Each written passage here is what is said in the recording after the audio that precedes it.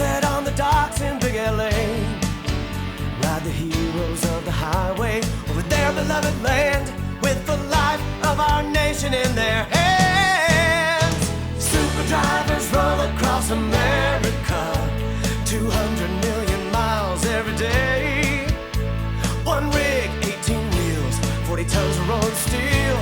Super drivers, you're the pride of the USA. Hi, everybody. I'm Devin O'Day. And I'm Dennis Stone. Welcome to the July 1999 edition of Super Driver. Thanks for joining us. It's July, and that means the dog days of summer are here. We call them the dog days because each morning from now until the middle of August, the dog star, part of the constellation Canis Major, rises in the early morning sky. Ancient people believed that the rising of this star was somehow related to hot, humid weather. Wow, you're full of all sorts of useful information this month, Dennis. I'm impressed. But I just happen to have some very useful information of my own. And that would be? Information on what's up this month on Super Driver. On the trucking side, we'll talk about whether black boxes will be a part of trucking in the near future. We'll also hear about the Inspector General's report on the Office of Motor Carriers and Highway Safety. We'll give you a few tips on city driving and introduce a new segment we think you'll be interested in, a regular column on your legal rights. On the non-trucking side, we have a story about garage sales with a new twist. They're online. We'll also have some tips on getting a pet. And we'll have a great interview with the three sisters on our cover, Shadaisy. Sounds like information everyone can use. So let's get going on the July edition of Super Driver. Super drivers, you're the pride of the USA.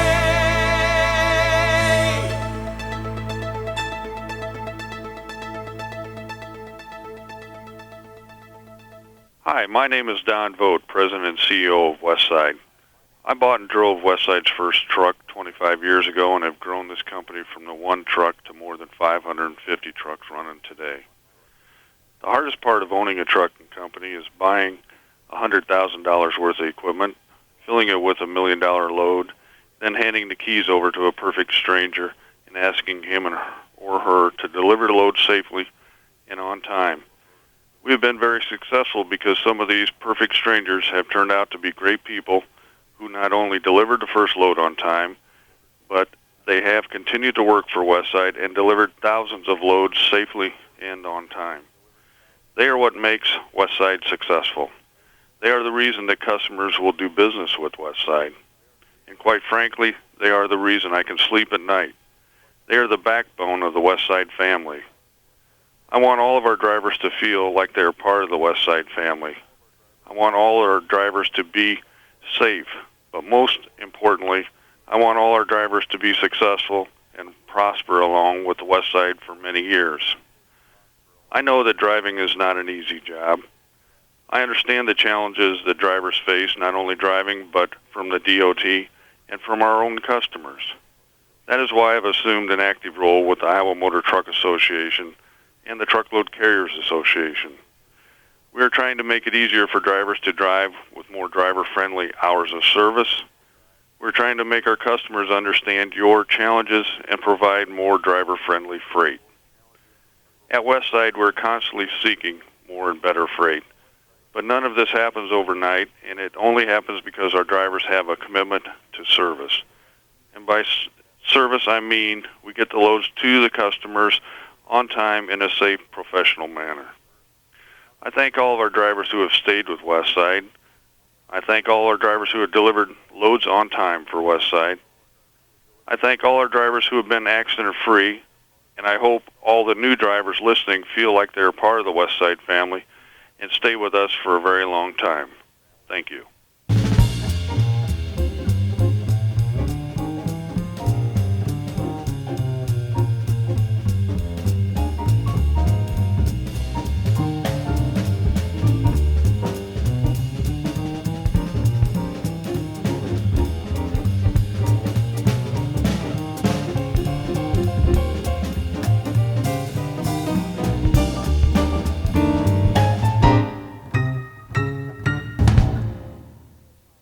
Will onboard transportation recorders, the so-called black boxes, commonplace in the airline and railroad industry, be installed in the nation's 6.5 million commercial vehicles? The National Transportation Safety Board is thinking about it. NTSB Chairman Jim Hall recently held a symposium on the issue. The meeting brought together, for the first time, international professionals from all modes of transportation to share information and experiences gained from the use of recorded information to investigate transportation accidents and to improve transportation safety and efficiency. Hall says transportation recorders have played major roles in the NTSB's accident investigations in the past and can provide critical information on the causes of accidents. He believes that accurate data protects everyone when there is an accident. The vehicle designer, the manufacturers, the operator, the regulator, as well as the owners and stockholders of companies. But most importantly, Hall said, accurate data protects the American people. The symposium reviewed the current state of recorder technology, including cockpit voice recorders and flight data recorders used in commercial aviation, voyage recorders installed on cruise ships, onboard computers and recorders installed in trucks, event recorders installed on trains, and the recording devices used throughout the pipeline industry. Trucking officials, fearing yet another costly expense to outfit every one of their fleet's vehicles, are lukewarm to the idea. They say the money spent on black boxes would be great as an accident investigating tool, but the money would be much more wisely spent on trying to prevent the accidents altogether. Max Fuller, co-chairman of U.S. Express, says he's not a big fan of the black boxes. Sure, they can help pinpoint a cause of an accident, but Fuller rightly points out that it's better to work on preventing an accident from happening in the first place. And he has a point. Technology that can help prevent accidents is 10 times more valuable than technology that's used in the blame game. Still, with trucking fatalities on the rise, the government is looking at all aspects of the safety equation. Black boxes have been in use in the airline and railroad industries for decades, so it's not too far a stretch to imagine the government, trapped to find genuine hard answers to the nation's highway safety problems, ordering all of the nation's heavy trucks outfitted with such boxes. The National Transportation Safety Board has no enforcement power. It can only recommend. Whether black boxes are on its agenda as recommendations remains to be seen.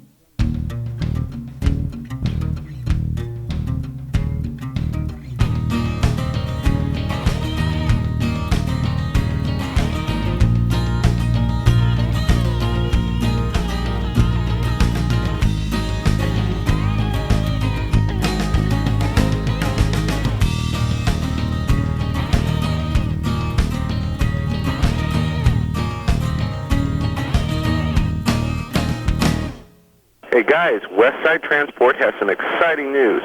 We put together a special package with Park and View.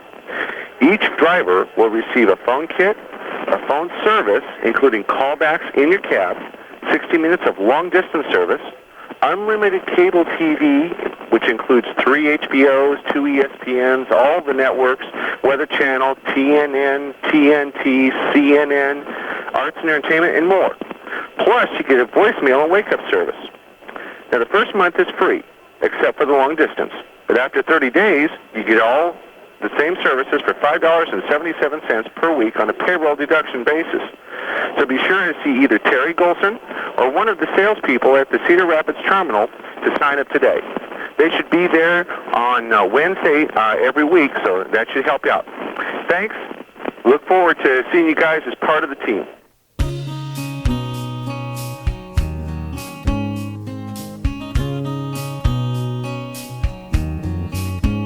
It's been 30 years since Woodstock, an event that was billed as 3 days of peace and music. What it turned into was an event that epitomized the rock culture, the hippie culture, the flower children, and the sexual revolution all in one. The concert was held at Max Yasgur's farm near Bethel, New York.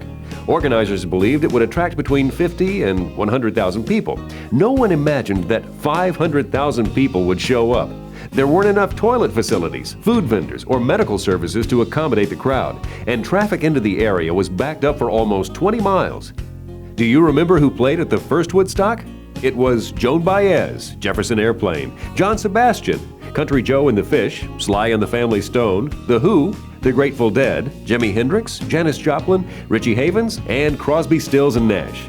This year's 30th anniversary event will be held July 23rd through 25th and will feature many acts that are probably unfamiliar to original Woodstockers, including the Chemical Brothers, Foo Fighters, Rusted Root, Guster, The Offspring, and The Tragically Hip. No acts from Woodstock 69 will play this year. I guess they're too old, like the rest of us who remember who they were.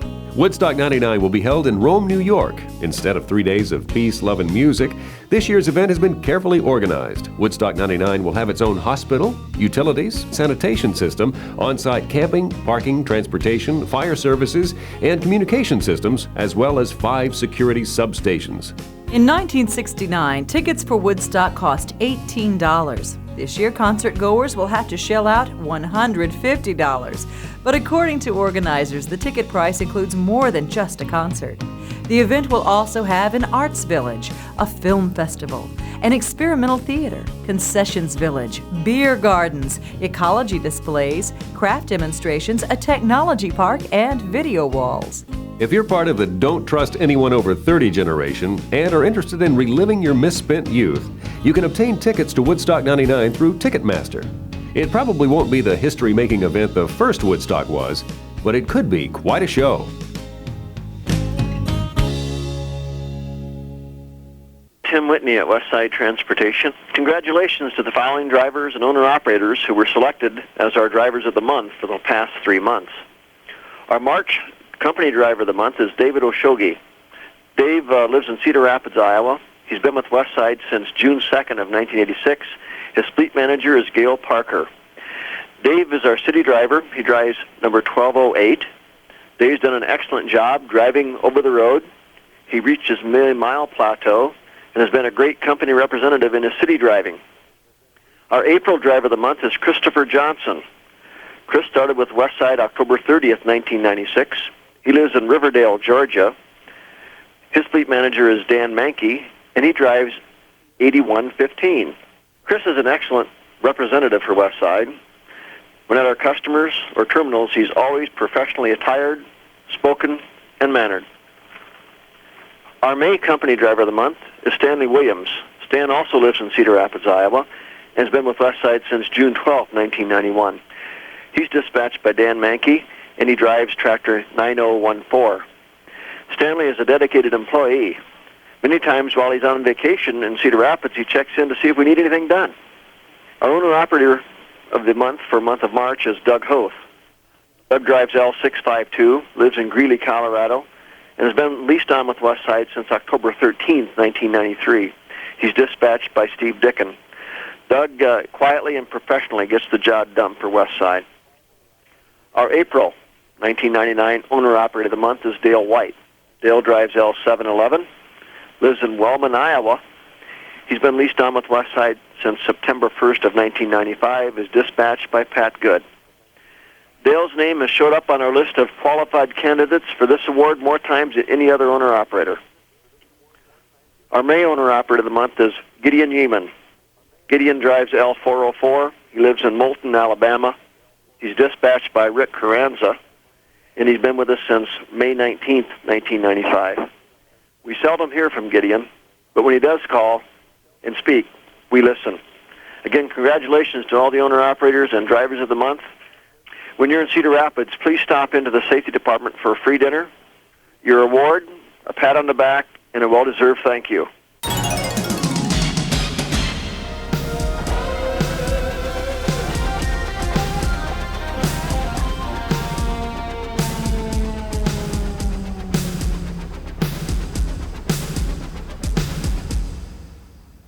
Our next guests recently set the record for the highest first-week sales from a debut country group in For this award more times than any other owner-operator. Our May owner-operator of the month is Gideon Yeeman. Gideon drives L404. He lives in Moulton, Alabama.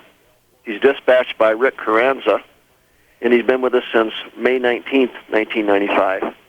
We seldom hear from Gideon, but when he does call and speak, we listen. Again, congratulations to all the owner-operators and drivers of the month. When you're in Cedar Rapids, please stop into the safety department for a free dinner, Your award, a pat on the back, and a well-deserved thank you.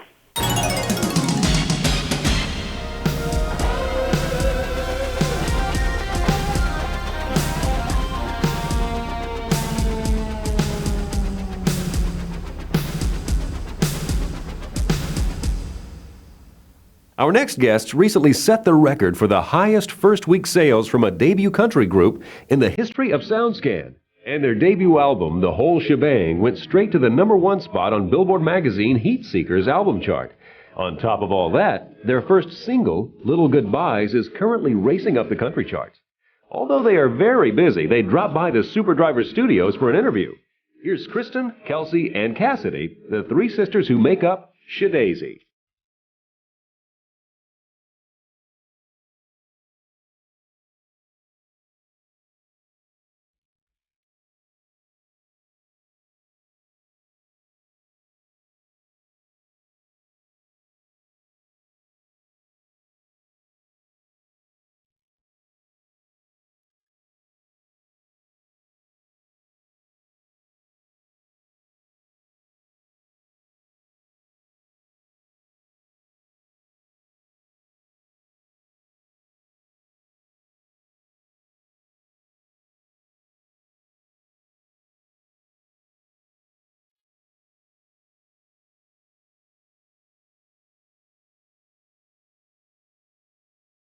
Welcome to Super Driver. Hi, thank you. It's good to be here. Well, first off, why don't you each introduce yourselves? Drivers, this is Cassidy. And this is Kristen. And Kelsey. Let's just start with a little background. How did you guys get started singing together? Again, but because of that experience, we were able to really grow a lot. We learned from the negative things what we needed to know to be prepared for this time around. You hone in on what you will and will not do, and the kind of songs that would provide Shadazy with a unique and original sound. And we're part of every part of business that goes on concerning us. We're involved in every decision. You know, we deal with the attorney, and we don't have a manager, so we have been doing all this. And you learn that with time. So how did you guys get hooked up with Lyric Street? You know, Disney started this new label, Lyric Street Records, and how did that all come about? We cut a demo. I mean, we're getting ready to start pitching to record labels, and we're kind of getting all geared up and deciding who we want to see and who we don't. And Lyric Street was one of those that we didn't know anybody at. And they were new, and all we knew was Disney. And when you hear that word, you kind of go, woohoo! Yeah, well, seeing how we are the Disneyland Yeah, we're family. the Disneyland family. The opportunities are so vast when you're working with a thing like that. There was no Dixie Chicks yet, so we really give them credit as they saw it right off the bat. I mean, we met with them, and we canceled all of our label meetings after that because we knew that was home. Even if they hadn't offered us a deal, we were like, okay, we got to make this work. This is where we want to be. Definitely. How did you come up with the name Shadazy? It's not a common No, it's not thing the here. word you hear all the time. We were the Osborne sisters for like 8 years. We were the Violets for 2 years. And then we were desperate because someone said they're going to sue us if we continue to be the Violets. So We had suggestions from the label, from our family. We all sat in a room for hours. So we decided, bribery was a good thing. So we had a family contest, and we offered $50 to whoever could come up with a name. And we had a cousin named Rourke McDermott that lived on an Indian reservation in Arizona for a couple of years. And he told us about this word Shadasia that means my sister. And this Shadazy is the slang term from that, meaning my little sister. and we locked onto that immediately. Yeah. Because we have a little sister at home that's Carly that is waiting to join the group. I mean, she's like anxiously waiting every day. We wanted to find something that meant something to us, and we got a lot of flack from that at first. We get a lot of talk. What is a Shadazy? Get on the internet. What's a Shadazy? You get a lot, as long as you can get people talking. We don't care if it's good or bad, they're talking, so that's good. Yeah.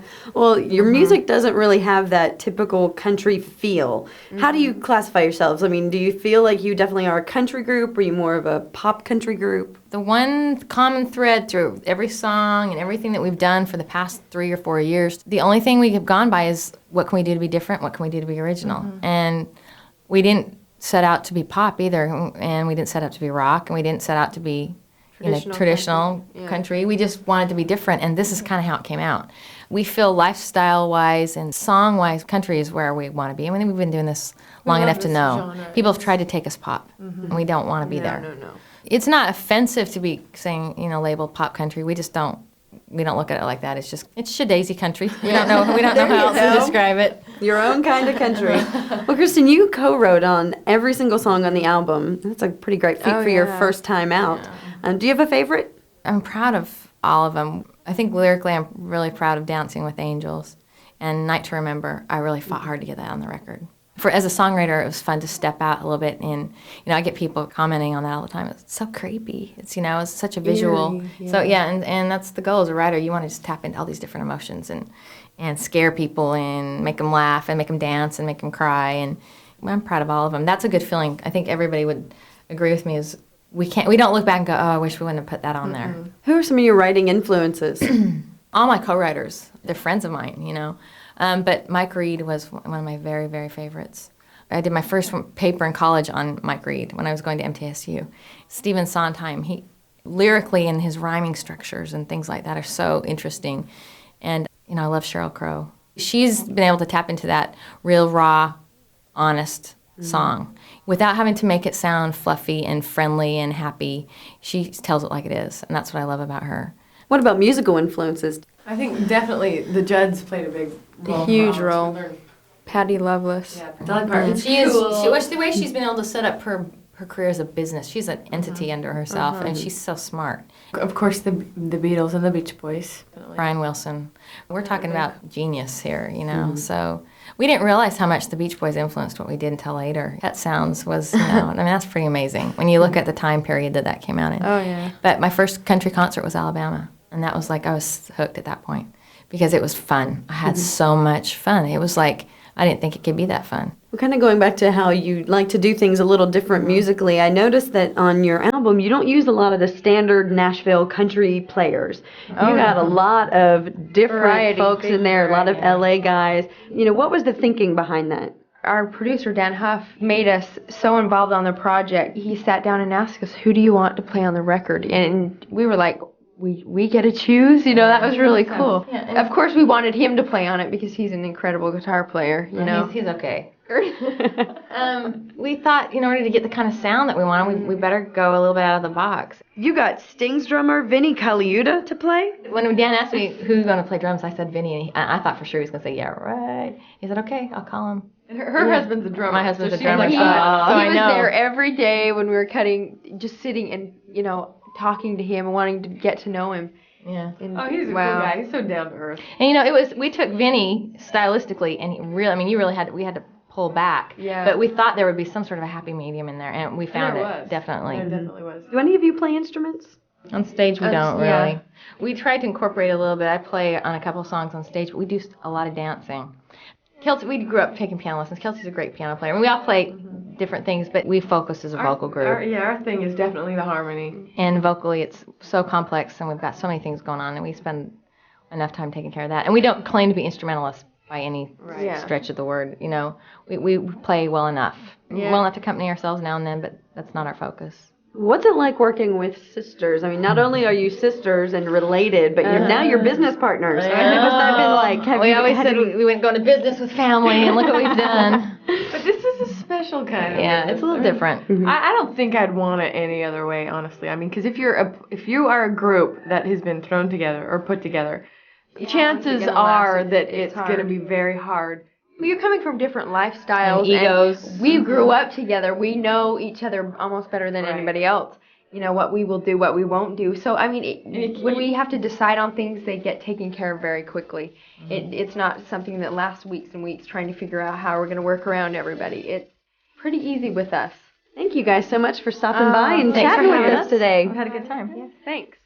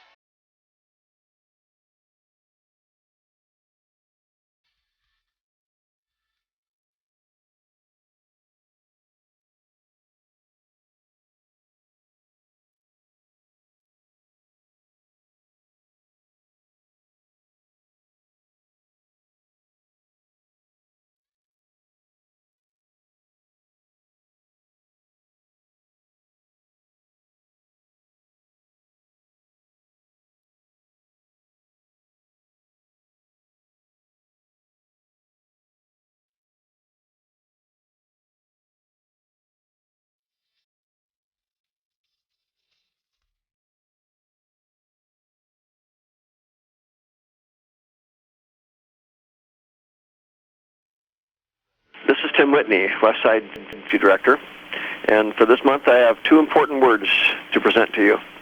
They are speed kills. When it comes to speeding and your own personal safety, the laws of physics may be as important as the laws of government. The fundamental principles to keep in mind are these. It is not how fast you go that kills you, it's how fast you're going when you hit something. Did you know that the faster you go, the further you travel after detecting the need to stop or slow down? By then it may be too late to avoid a collision. The faster you go, the longer your stopping distance. If a vehicle stops suddenly in front of you, if a pedestrian should step out in front of you, if a deer should dart out of the woods onto the interstate, the faster you're going, the less chance you have of stopping in time. The faster you go, the less time you give yourself to react to any road hazard out of sight around the next bend. The faster you go, the more severe your injuries in a collision. A frontal impact at 35 mile per hour, for example, is 33% more violent than a collision at 30 mile per hour, even though you've only increased your speed by 16.6%. The energy released in a collision at 60 mile per hour is 200% greater than at 40 mile per hour, even though you've only increased your speed by 50%. The faster you go, the less likely your vehicle's design and restraint system will be able to protect you. The faster you go, the more likely you will die in any collision. Speeding is involved in 1/3 of all fatal crashes. With today's faster and higher speed limits, it's more important than ever to take this advice to heart. Always be speed conscious when you get behind the wheel. Is it worth taking a large risk for the small benefit of reaching your destination a few minutes sooner? Rush hour doesn't have to be slow down and live.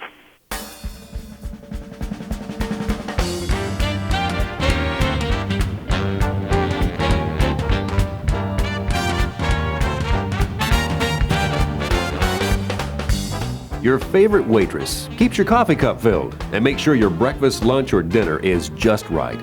You can let her know how much you appreciate her excellent service by sending flowers this month during Waitress Appreciation Month. With just one call, Truckers Floral Service makes it easy to send flowers to your favorite waitress, and they accept all major credit cards, ComCheck, and all check services. Don't forget, July is Waitress Appreciation Month. Call 1-800-468-2512 today. Truckers Floral Service, the original floral service dedicated to the professional truck driver. Truckers Floral Service has now acquired Truckers Floral Network. 2 great companies, 1 great service.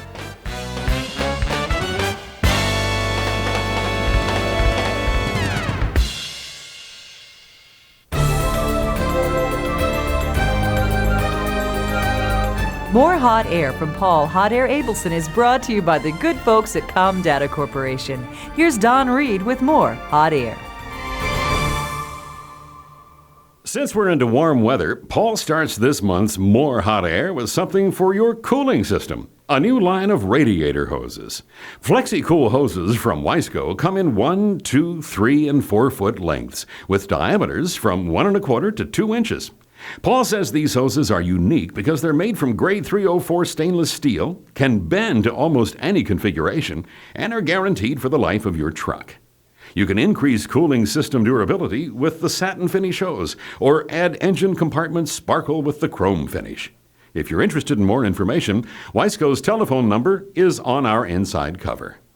Speaking of sparkling, as you know, retro-reflective conspicuity material will be required on all trailers built prior to October 1993.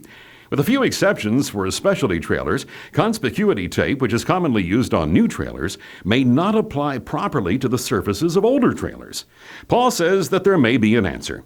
The Ultraflector, made by Satelite and sold everywhere by Trucklight. It's a solid plastic reflector that has a pressure-sensitive backing and pre-drilled screw holes. The adhesive back will hold the reflector temporarily, while self-tapping screws are used to permanently mount the strips. The backing then forms a waterproof gasket around the screws. The federal government has told us that conspicuity tape on trailers will save the lives of about 37 people who die in underride accidents each year.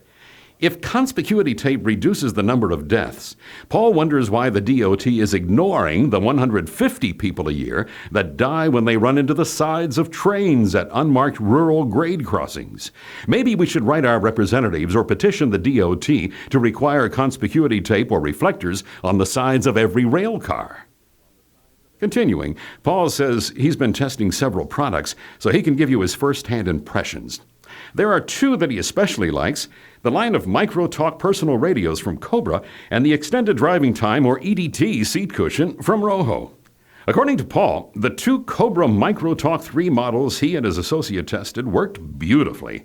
The radios have 14 channels with 38 sub-channels for each, so with more than 500 to choose from, there's almost no chance you'll find someone else on with you. Paul also says that the EDT seat cushion is excellent. It has 100 finger-like air chambers lined up 10 by 10 over a common air bladder. Rojo supplies a hand pump that lets you air up the cushion until it's rock hard. Then as you're sitting on it, you slowly bleed air out until you get the balance of support and cushioning right for you. Rojo makes cushions for hospitals and wheelchair patients so they know what they're doing. You've got to try one, Paul told us. He even got one for his son, the steel hauler. Paul asks, are you using the internet yet? According to a study done in April, 83 million U.S. adults, no school kids included, are connected at least weekly.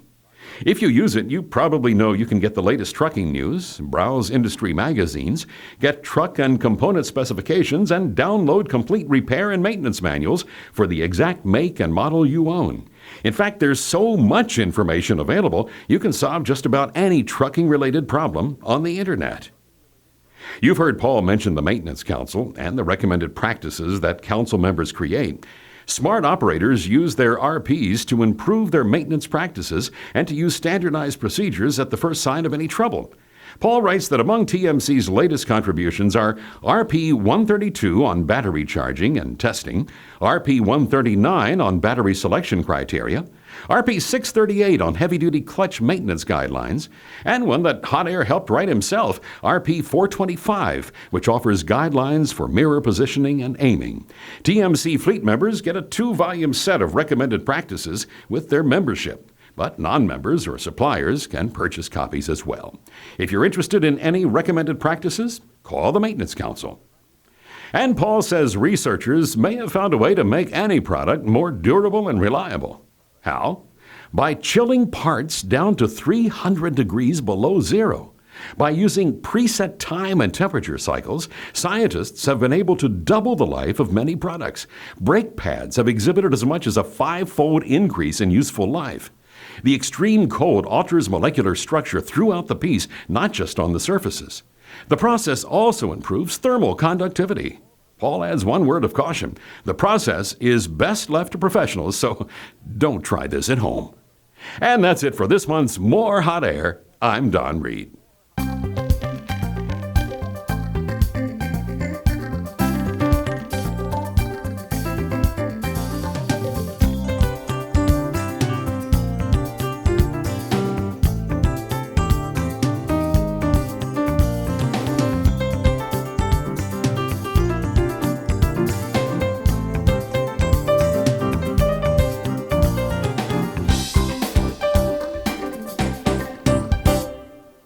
Following drivers, when you hear your name on the Super Driver tape this month, please make sure you give a call to the safety department for a free dinner, a West Side t-shirt, and a cap. It really pays to listen to the West Side Super Driver tapes. Jerry Lazier, Lloyd Matson, Frank Nickerson, Ricky Sales, Russell Stanley. Congratulations to these 5 drivers, and thank you for listening to Super Driver.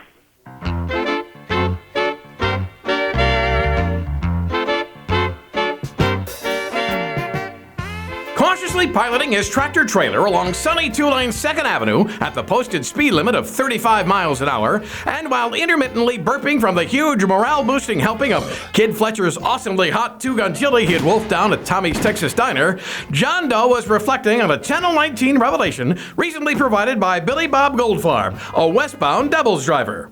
Yep, the Federal Highway Administration is going to release a brand new version of the Federal Motor Carrier Safety Regulations. The driver for French's Trucking told a guy who drives for RCV Trucking, who told my best friend Tim, and he said the regulations is going to be in a question and answer format. I heard it's going to be a whopping 750 pages long. You know, it looks like old Uncle Sam has done it to us again. Holy ice train, Batman 10-4! Suddenly, John's musings and meditations came to an end. Without warning, a gray-primed 1970 Mustang driven by teenager Muffy Mulquist had blindly and hastily exited a high-fenced apartment complex only a few yards in front of John's tractor. Screech! Kaboom! While he had pounced on the brakes immediately and had tried to steer out of harm's way, and Muffy's too, the Mustang's left front fender was a mangled mess. Oh no! Mercifully, Muffy was badly shaken and crying, but otherwise unscathed after the incident. As you might expect, and don't you always, John received another preventable accident warning letter from his safety director. And of course, the National Safety Council's Accident Review Committee was asked to render a final judgment. Doe's company apparently has them on speed dial. The NSC immediately ruled in John's favor, noting that there was no way he could have anticipated Muffy's suicidal maneuver or avoided ramming her car with only a split-second warning. Join us next month when John Doe runs into, has another adventure in Preventable or Not.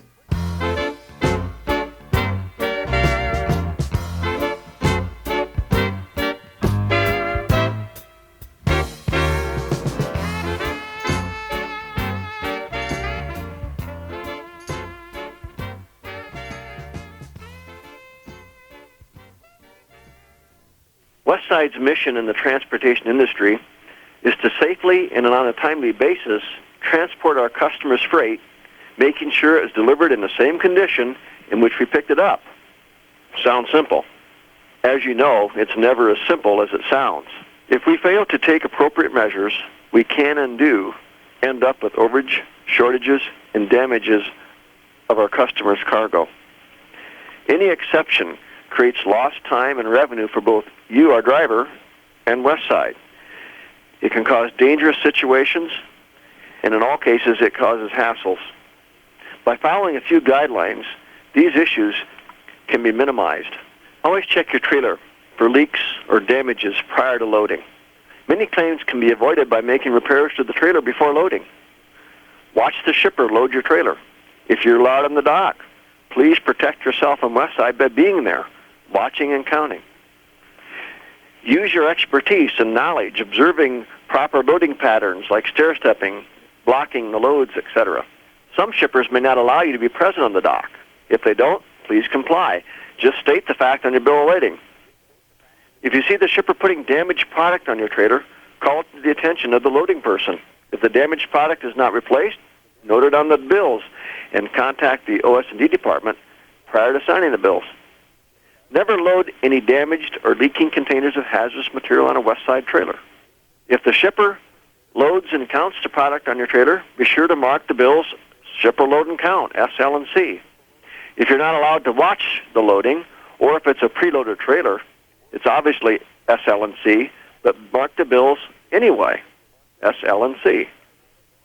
If you sign for an item or piece count or confirm the shipper count, be sure of the count before signing the bills. Never sign for a count unless you were present and actually counted the product first. It is better to sign for X amount of pallets instead of a piece count. Please contact the claims department prior to signing for a piece count. Load locks and straps. Westside requires you to use load locks or straps in every load. Many accidents, cargo damage, and hazardous material leaks can be avoided by proper load securing inside the trailer. The only time you don't use load locks is when the cargo fills the trailer completely to the back doors. Since falling freight can injure drivers, always use caution when opening the doors on a loaded trailer. Due to the manner in which Wabash trailers are constructed, do not use load locks unless you also use straps to support the sides. Load locks and securement straps are provided by Westside. If you haven't got them, please contact us for a purchase order to get some. The presence of load locks and straps tells both the shipper and the consignee that we are making every effort to transport their products safely and without damage. The use of load locks is a positive support if a claim is filed on damaged product. On many loads, like PMX or US Can, heavy pallets of material are loaded down the center of the trailer. It is critical that you not leave the shipper until the material has been blocked and braced with wood. The metal with pointed edges on each side that are placed between pallets and the trailer floor are not enough by themselves. If the shipper does not have the blocking material or they cannot be secured properly, you must contact Richard Scott in Driver Services or myself. If we can't make arrangements to secure the freight, we will not haul it. Good rule of thumb is, if the freight can move, you can't. The presence of load locks and straps tells both the shipper and the consignee that we are making every effort to transport the product safely and without damage. It also is positive support if a claim is filed on damaged product. All trailers with cargo in them must be sealed prior to leaving the shipper. No exceptions, no excuses. A shortage without a seal makes it nearly impossible to avoid a claim. A 10-cent seal can and has saved Westside thousands of dollars. Do not leave the shipper's premises until the trailer is sealed. Always have someone at the shipper present while you apply the seal. Show the applied seal on the bill of lading and have them initial it. If the shipper doesn't supply a seal, use one of Westside's. If you run out of seals, just contact the shop and get a purchase order to purchase more at a truck stop. We also have them available at all terminals. If multiple drops or pickups are involved, you must have someone at each stop verify that the seal is intact before you break it. They should also verify that you've resealed it before you leave. A padlock is not a substitute for a seal. If you use a padlock, be sure to seal it as well. When unloading, it's critical that you do not break the seal at the consignee until it's verified intact. Watch while the consignee unloads your trailer. Don't leave the dock unless the company policy requires you to do so. If you see the consignee damage any product while unloading, be sure to note it on the bill of lading. If the consignee starts breaking down the product on pallets before you leave and finds damaged items in the center of the stack, be sure you note it as concealed damage on the bills. Even if you watch the shipper load your trailer, you may not see all the damaged product. If the consignee finds damaged product that was obviously done while loading, please note on the bills that it was preload damage. Occasionally, the consignee may reject product due to damage or overage. If this happens, leave your unit at the dock and call the claims department with your paperwork in hand. Claims department personnel will contact the appropriate individuals and advise you what to do and, if necessary, where to take the excess damaged product. The claims department will work closely with you in these efforts. If the consignee notes any exceptions on the bills, overshoot or damage, call claims immediately, even if the overage or damage is accepted. Westside transports a lot of food stuff, and these shippers expect a clean, roadworthy trailer. After unloading, please clean the trailer, pull out any nails for the next shipper. No matter what the product, a clean trailer always impresses shippers and consignees alike. In summary, claims cost everyone time and money. Let's save both of them by following the tips we've just talked about and then communicating closely with our claims department. Thank you very much for your assistance.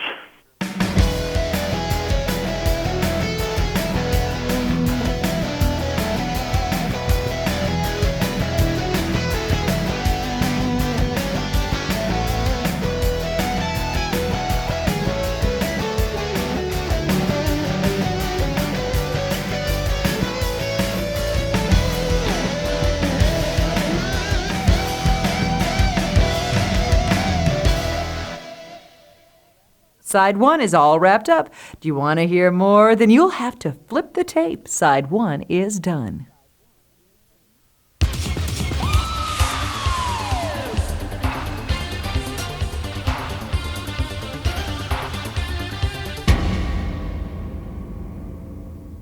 Hello, this is Tim Whitney, Westside Safety Director. I want to congratulate the following drivers for passing DOT roadside inspections: Andrew Schroeder, Herman Hall, Mark Sitterud, John Ewan, Maurice Henderson, John Secor, William Flatt, Stanley Williams, Virginia Morasco, Steve Mueller, Dave Dial, Terry Kerner, Lily Bentley, Bradley Adams, William Gordon, and Tim Carls. This is the time of the year that the DOT is really out in force. We ask that you take the extra time to do your brake adjustment each morning, each time you pick up a trailer. Pump the brakes several times hard. It's also critical to make sure you check for any flat tires and keep the logbook current to the last change of duty status. Thank you for your assistance.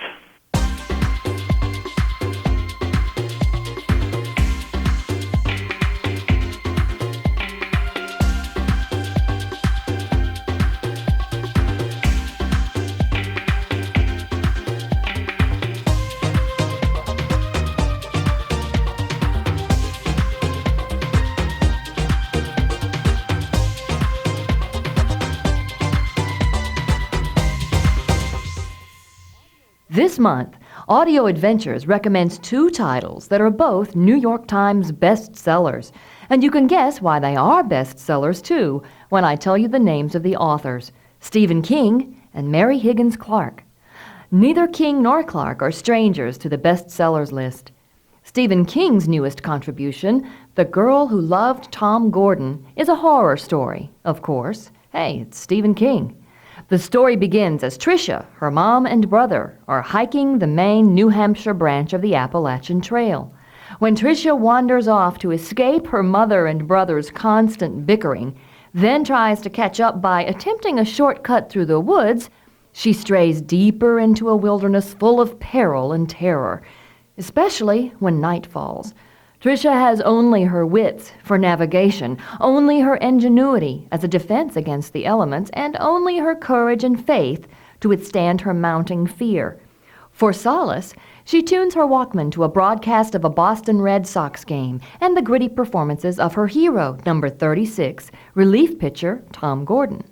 When her radio's reception begins to fade, Tricia imagines that Tom Gordon is with her, her key to surviving an enemy known only by the slaughtered animals and mangled trees in its wake. If you're a Stephen King fan, and even if you're not, The Girl Who Loved Tom Gordon will take you into the woods and make you remember that it was a place full of everything you didn't like as a child, everything you were afraid of and instinctively loathed. In fact, after listening to this audiobook, you may never go into the woods again. Our second selection this month will also keep you on the edge of your seat. It's Mary Higgins Clark's We'll Meet Again. At the heart of her new novel of suspense is a brutal murder, that of Gary Lash, a respected and successful young Greenwich, Connecticut doctor. He was found dead at his home, his skull crushed by a blow with a Remington bronze sculpture, a prized piece from his art collection. The news of his murder strikes Greenwich society like a thunderbolt, as does the news that Molly Carpenter Lash, the beautiful young wife of the slain doctor, has been arrested for her husband's murder. Nobody believes Molly's claim to have no memory of the events of the night of the crime, and evidence against her is overwhelming. To escape a murder conviction, she accepts a plea bargain, and subsequently, her lawyer wins her early parole. A few years later, on Molly's release from prison, she reasserts her innocence in front of TV cameras and reporters gathered at the prison gate. Among them is an old schoolmate, Fran Simmons, currently working as investigative reporter for the true crime television series. Determined to prove her innocence, Molly convinces Fran to research and present a program on Gary's death. Fran agrees and uncovers a chilling plot hidden in the heart of Greenwich's prestigious medical community. After listening to the twists and turns that occur in We'll Meet Again, you'll be looking forward to Mary Higgins Clark's next tale. These titles and more are available at Audio Adventures rental displays in over 500 travel centers across the country. Or you can call 1-800-551-6692 for a free catalog. You can also check out their website at www.audioadventures.com.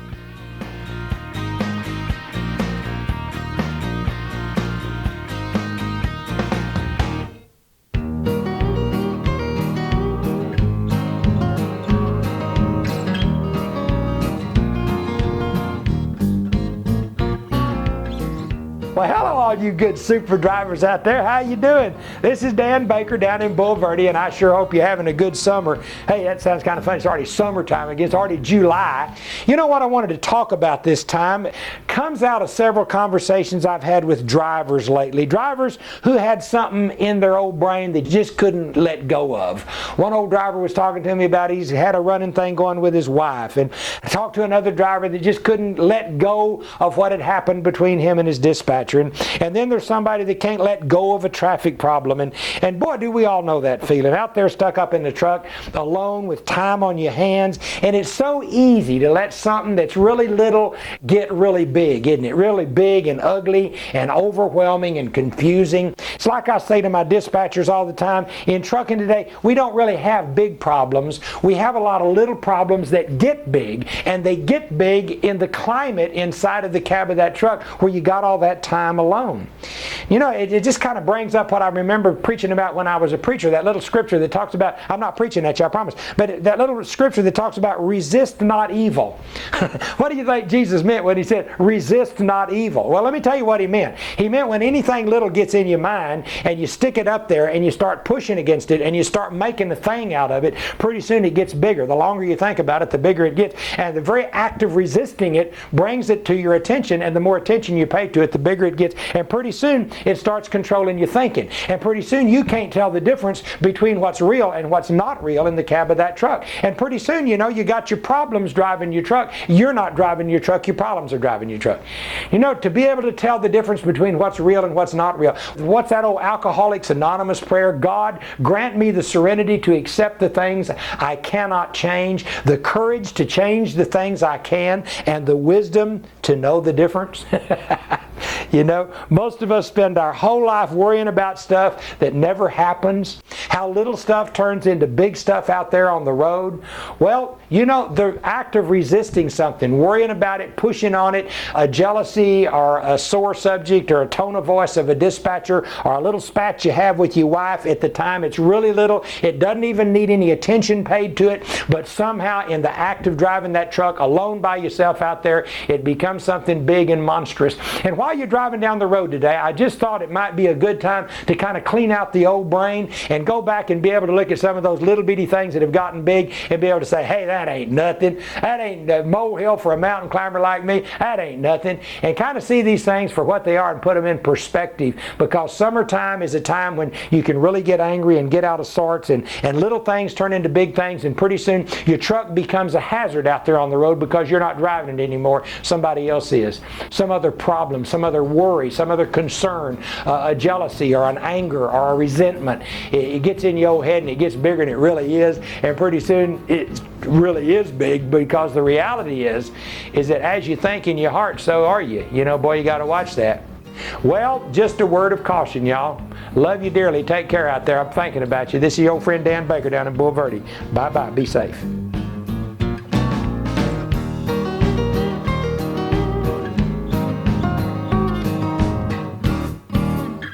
This is Chuck Jansen, loss prevention consultant for Liberty Mutual. This is a tape recording for all Westside drivers. I'm interested in developing the drivers behind the wheel skills. What's your following distance right now? Is it safe? Is it correct? Are your eyes moving? Are you checking your mirrors every 5 to 8 seconds? How far ahead are you looking? Can you increase your look-ahead capacity? Are you scanning the sides of the road, anticipating the unexpected?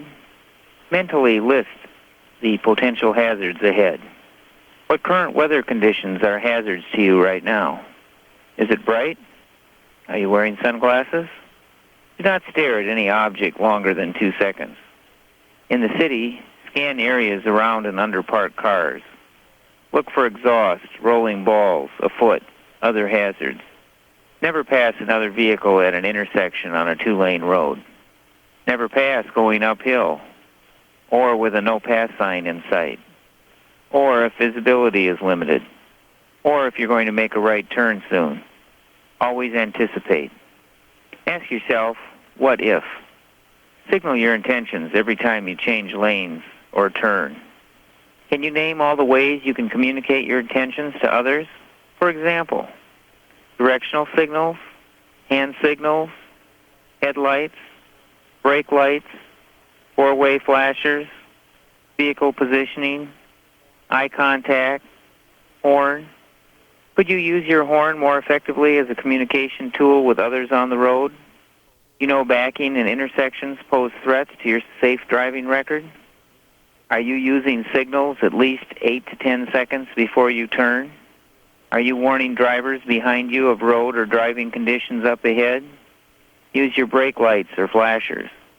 Are you using your lights whenever it's raining? How about dusk and dawn? Are you always positioning your vehicle in the roadway before signaling? Attention, drivers. Do not depend on others to make the correct decisions. What's your following distance in seconds right now? Could it be better? What's your long-term advantage when passing? Are you giving yourself enough time to take decisive action should it be necessary? Plan an escape route by studying the traffic patterns around you. Give yourself space and visibility. How much space do you have on all four sides of your vehicle? Remember, it's your hands on the wheel.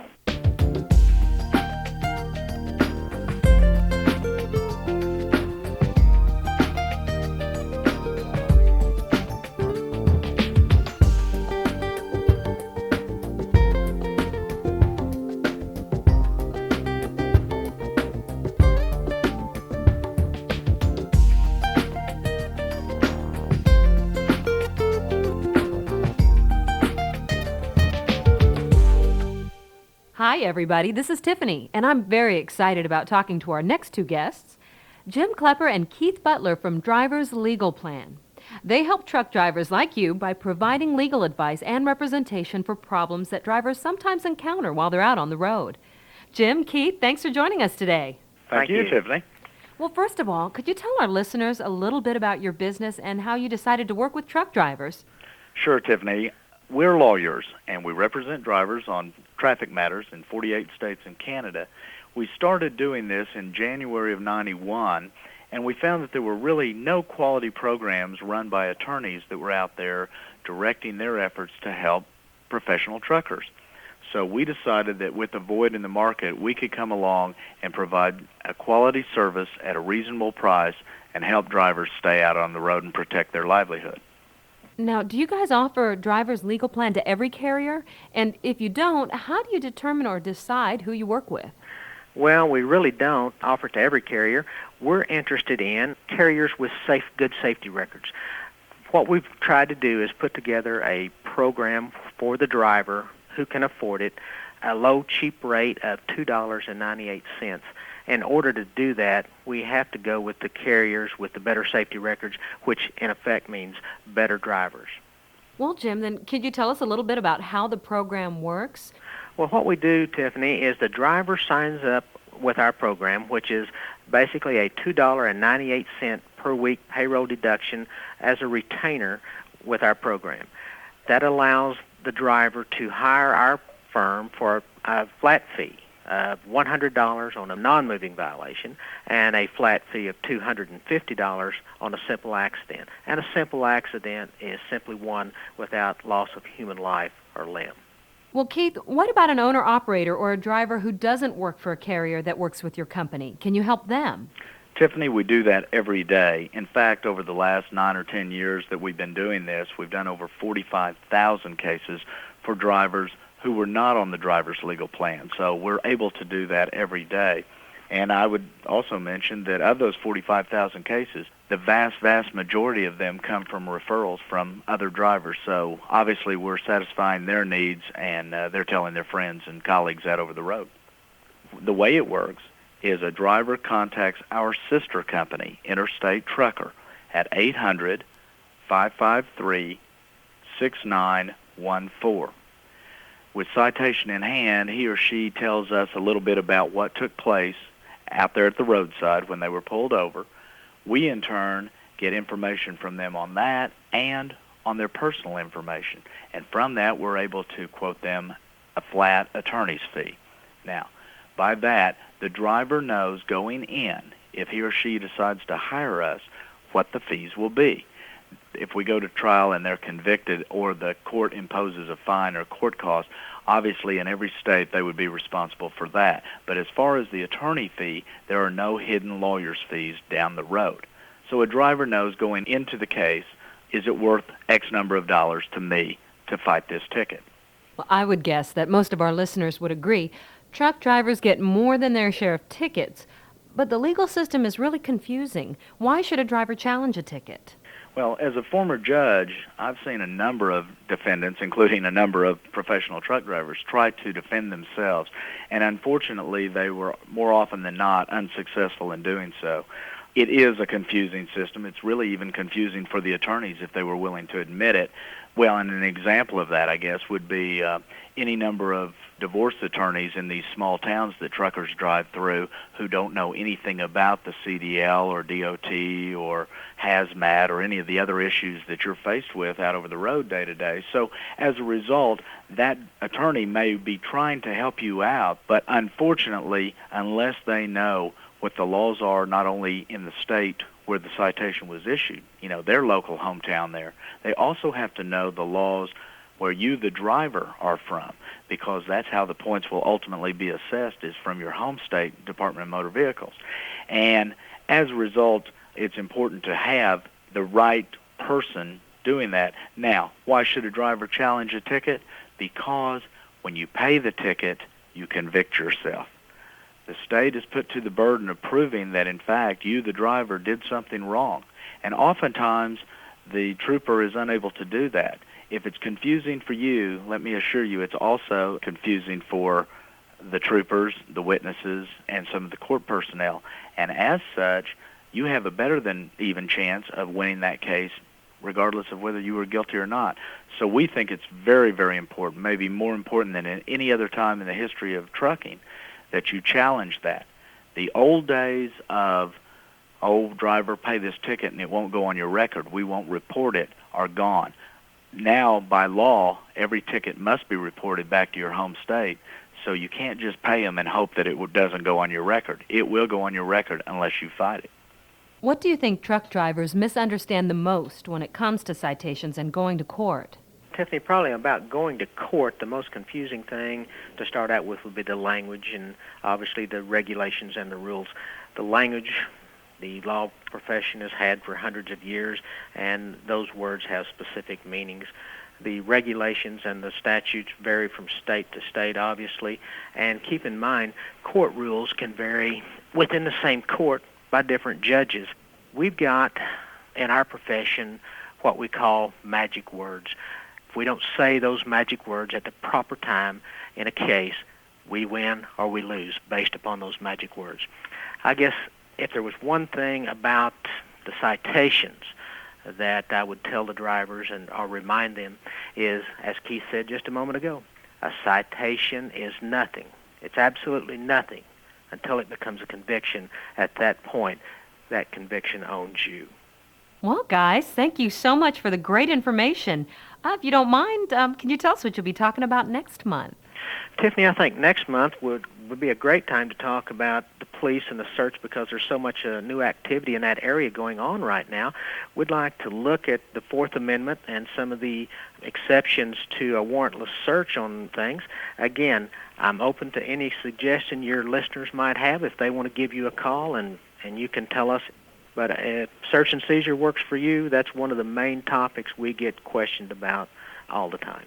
One of the things that we want to do, Tiffany, is if your listeners have questions that they need answered, then they need to let us know or let you know. Or alternatively, if they want answers that they need that we can't address over this program in SuperDriver, then they can call and get our Trucker's Legal Guide for, what is it, Jim, $5? $5, and that includes shipping and handling. That's just a flat fee delivered to their house. They can call 800-553-6914 and ask for Diane, and she'll be able to get that book out to them. Gentlemen, thanks again, and we look forward to talking with you next month about search and seizure. Thank you, Tiffany. Thanks, Tiffany.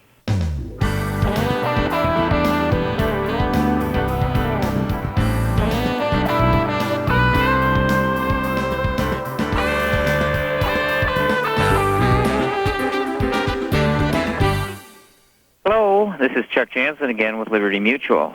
Plan ahead. What potential hazards do you see up ahead? Is there a problem with the road, weather, traffic, construction? Are you keeping as much clear decision space all around your vehicle as possible? Are you aware that large trucks are involved in fatal crashes at a rate of 2.5 for each 100 million miles traveled? Truck miles in the USA today are approximately 191 billion miles a year. You know when you're tired? You get off the road? Or are you going to risk your life? Sleep-deprived people reach a danger zone for accidents about 20 minutes in a monotonous drive. Are you aware that drivers are over 20 times more likely to fall asleep at the wheel at 6 a.m. than at 10 a.m.? There's a 100% chance of a skid when you brake too quickly on slick roads. Are you leaving yourself enough time and space to stop when you need to, especially in the rain? Have you heard a driver's creed? I am the one who makes allowances for the lack of skill and the lack of knowledge on the part of the other fellow. I recognize no control over the unpredictable actions of the other drivers and pedestrians, nor over conditions of roads or weather. Therefore, I develop a defense against all of these hazards. I concede my right-of-way and make other concessions in order to avoid collisions. I am careful to commit no driving error myself, and am constantly alert to avoid the accident traps and hazards created by weather, roads, pedestrians, and the other drivers. Are you speeding? What's your speed right now? If you're over the limit, slow down. Most driving accidents are caused by driver error, which includes alcohol or drug use, poor training, road rage, fatigue, reckless driving, poor maintenance, lack of adequate following distance, that's almost always involved, poor passing techniques, speeding, bad weather driving, poor perception habits. Are your brakes in good condition? Tailgating is a sure ticket to an accident and possibly your own death. Stay back and see it all. Hey, how about common courtesy? Are you practicing it? Use the passing lane only for passing. Signal well ahead of time. No obscene gestures. No threatening vehicle movements, for example, following too close. That's all from Chuck Jansen. Drive safe.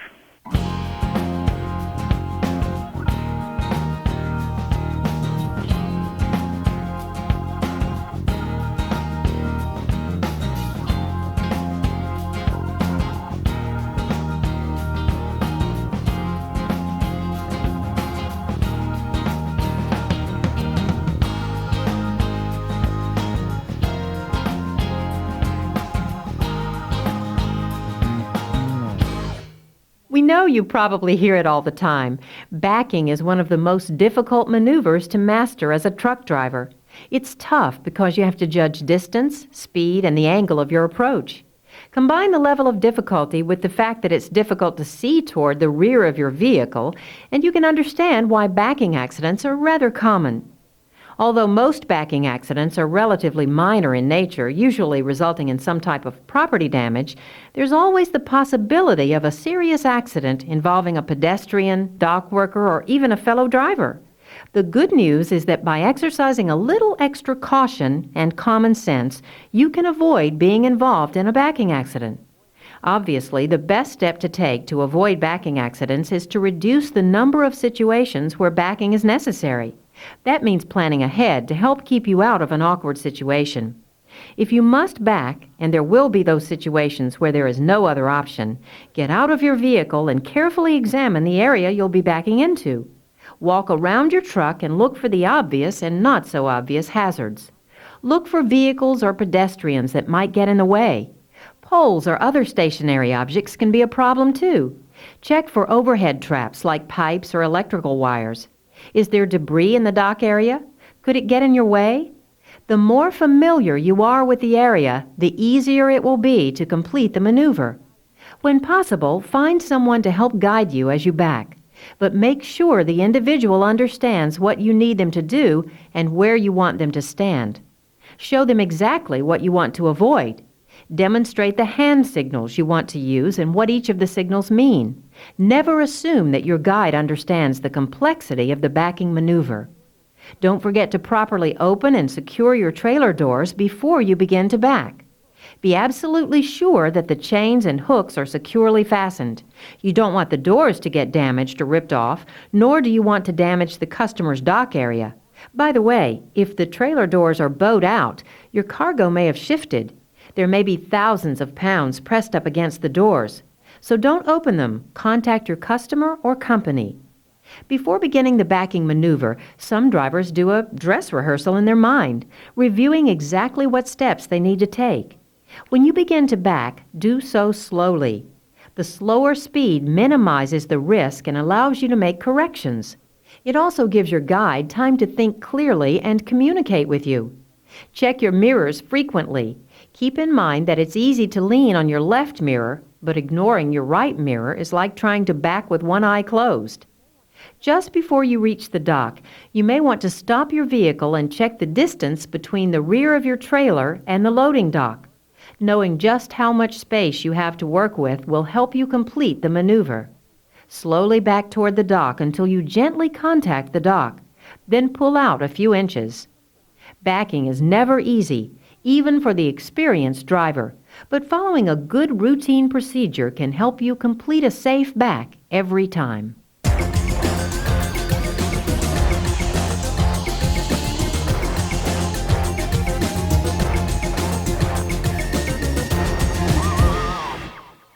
This is Chuck Jansen again with Liberty Mutual.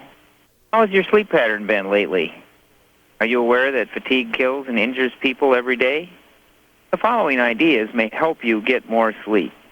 Reduce light. Reduce noise. Use the same pre-sleep routine before each sleep period. Avoid alcohol before sleeping. Do not eat or drink heavily before sleeping. Better to miss that meal.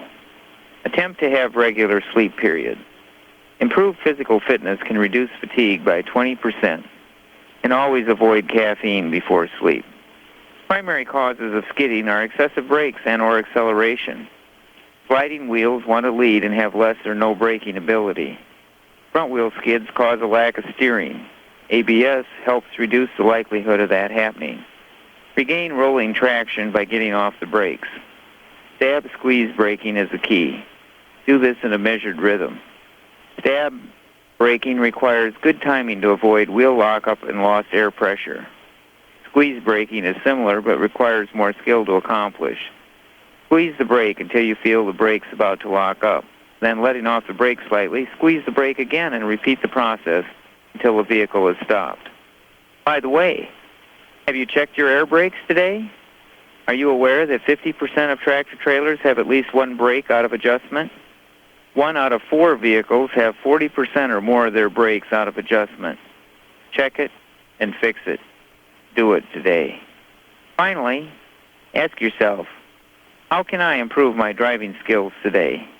If you have a question or concern about safety and you want to talk to me, please call Chuck Jansen at Liberty Mutual, 1-800-342-7011, extension 238.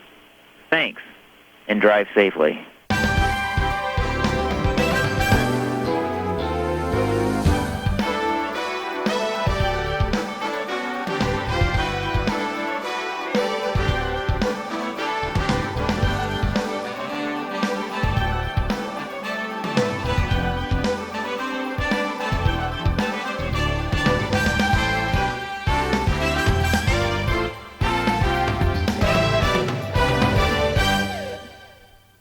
I've got some extra money that I'd like to invest in some stocks because I've heard I can make some pretty good money.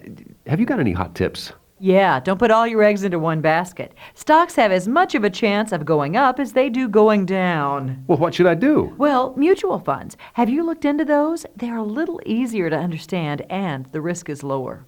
That's a pretty typical conversation between two people when it comes to investing. A lot of hope, hot tips, and very little understanding. Putting it simply, a mutual fund is a company that invests money for you and all the other shareholders.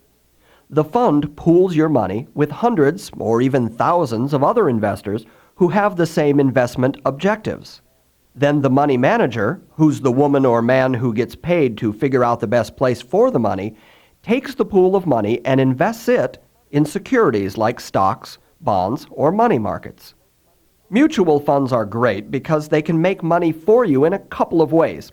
First, they pay you dividends earned from the fund's investments. And second, if the security the money is invested in is sold off at a profit, the mutual fund pays you capital gains. Another great thing about mutual funds is that every dollar you invest is divided among all of the securities that are in the funds. You get a proportionate share of what you invest along with everyone else in the form of dividends or capital gains. So, you get the same rate of return whether you invest $100 or $10,000. By investing in mutual funds, you let the experts manage your money. You can do it yourself by purchasing individual stocks, but you run a much higher risk. Mutual funds give you a lot of advantages that individual stocks don't, like professional money management, diversification, convenience, flexibility, and growth potential. Think about all the decisions that go into picking a stock or a bond. You would have to analyze stock market conditions, interest rates, inflation, and the financial performance of the individual companies. All of these make up the economic research that the little guy just doesn't have the time or the expertise to pull off successfully or on a consistent basis. Let me put it this way. When it comes to driving trucks, you are the expert. So picking stocks should be left up to the expert stock pickers. When it comes to protection against risk, diversification is your best bet. Diversification is simply spreading your investments across dozens of securities instead of just one. You also get a variety of investment options.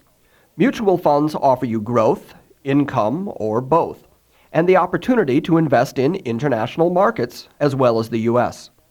Usually, the fund manager is going to invest all of the pooled dollars into between 50 and 200 securities.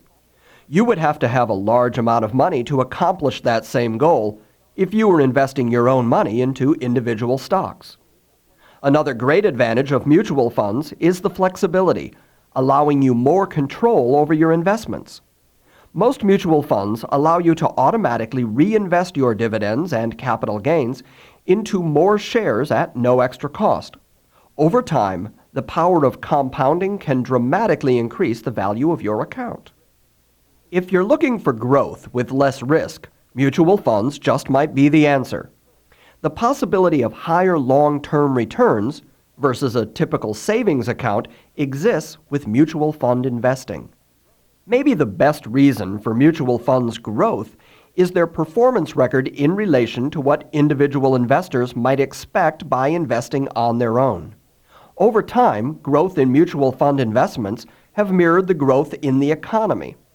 Small company stocks have averaged close to 12% in the long term, while the large blue chip stocks have averaged a little over 10%. This is over a period of more than 50 years, but the point is clear that you can achieve some pretty good rates of return if you're willing to invest with a long-term horizon in mind. It's also easy to buy into a mutual fund.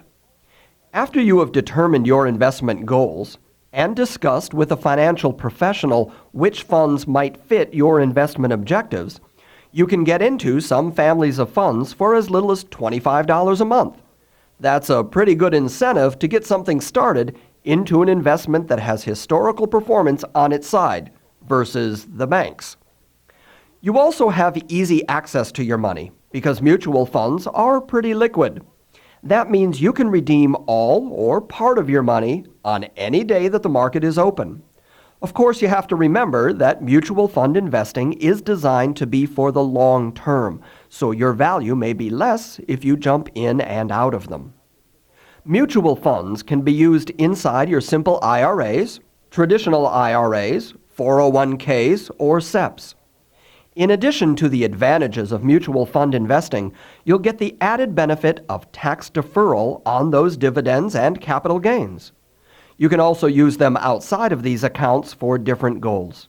Whichever way fits your needs, mutual funds are a great way to go for the long-term investor.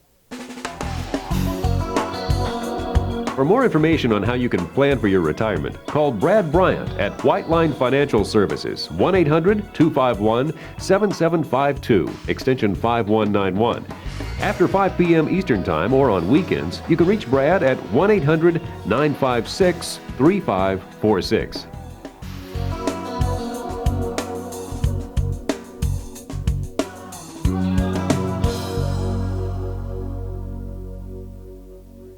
Hi, this is Dick Knuth, Director of Operations. Come to talk to you again. I want to thank you all for the job you've done and to let you know that we appreciate everything you do out there. But I would like to clarify some information, maybe give you some new insight as to what the people in operations do, and also give you an idea of where certain responsibilities lie. What I'd like to do is start off with our customer service department. They are the company's most singular contact for our customers. We have a sales force that, of course, is out there meeting customers, trying to bring on new customers, but the actual day-to-day business all focuses through our customer service personnel. They solicit the freight, they obtain the necessary information for dispatch, and they enter that information into the computer. Okay. They also establish pickup and delivery appointments. They follow up on all problems that occur either at the shipper or the consignee. They are the ones responsible to reschedule late loads, and they also trace loads while in transit. The tracing of loads may become an automatic function. We are in the process of developing a website that would allow our customers to go in and check on the transit of their freight at any time of day. So that's something to look forward to in the future. One important aspect, the information they get is only as good as what's given to them. They try to verify everything they can. They try to make sure they've got correct pickup appointments, pickup numbers, load numbers, whatever the information necessary to pick up and move the freight. It's not necessarily 100% accurate, but that's not due to a lack of effort. It's just human nature. Things change.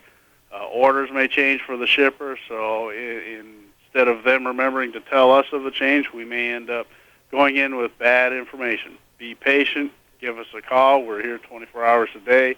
We should be able to resolve most of all those problems.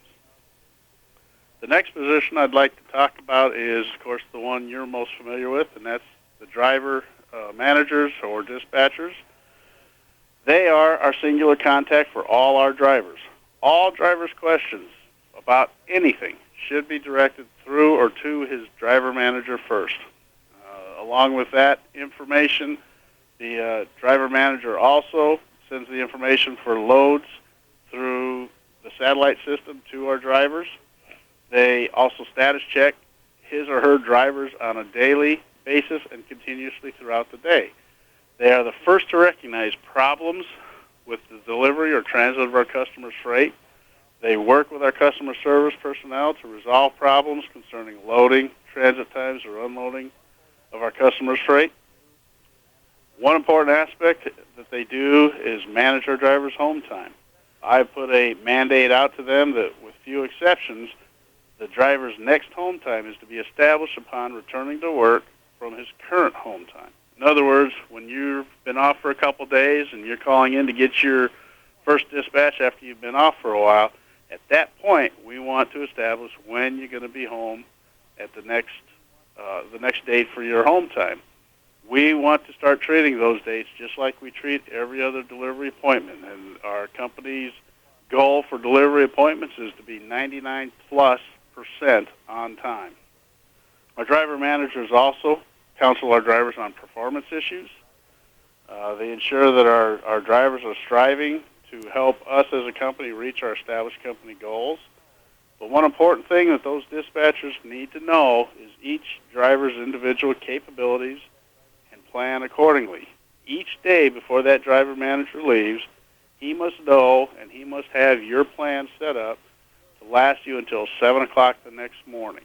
A third integral part of our daily staff is load planners.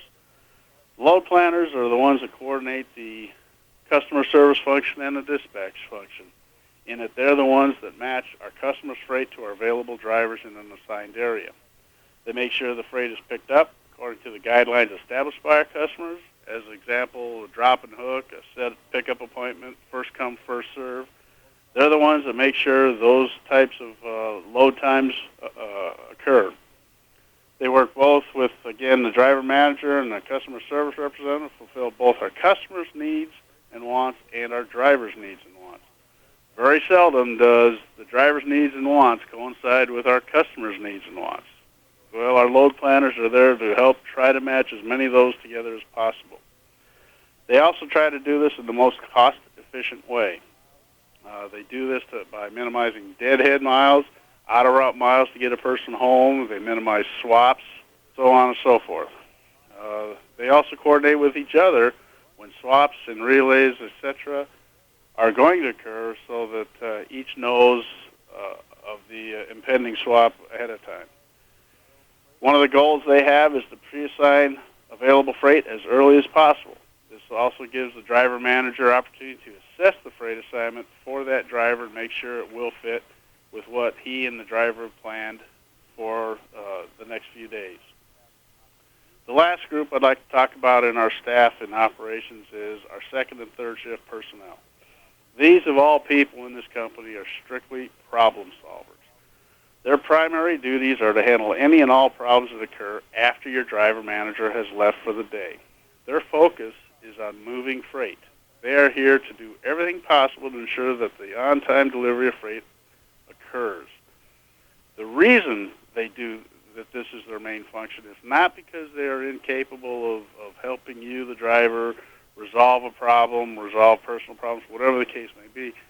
They just don't have the time. We're an organization that has 12 dispatchers, and that goes down to 2 people on second shift and 1 person on third shift. They are strictly to handle problems that occur after hours. We don't want them making freight choices for drivers. They're not there to handle strictly driver-related problems.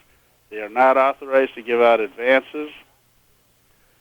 And again, all of this is not because they are incapable. They just do not have the time to research the background of each situation to make the best decision possible. We don't want them second-guessing something that you and your driver manager has established during the day. Now, these duties are not all-encompassing and are always changing as we as a company grow and change our customer mix and develop new customers and continue to improve how we do things. Some of these duties will change right along with that progress. All I can tell you for sure is each one of these positions has one goal in mind. 1, to fulfill our customers' needs and wants, and 2, to fulfill our drivers' needs and wants. Thank you.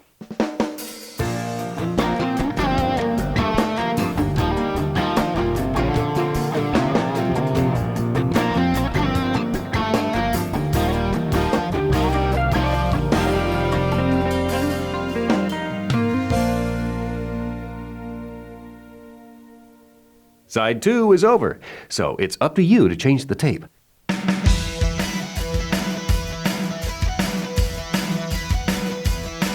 What's happened? Everyone's retiring. Everyone who is anyone is quitting the game. First, Michael Jordan drains a jumper to beat the Jazz last spring, then retires with a ring for every finger and 1 for each thumb.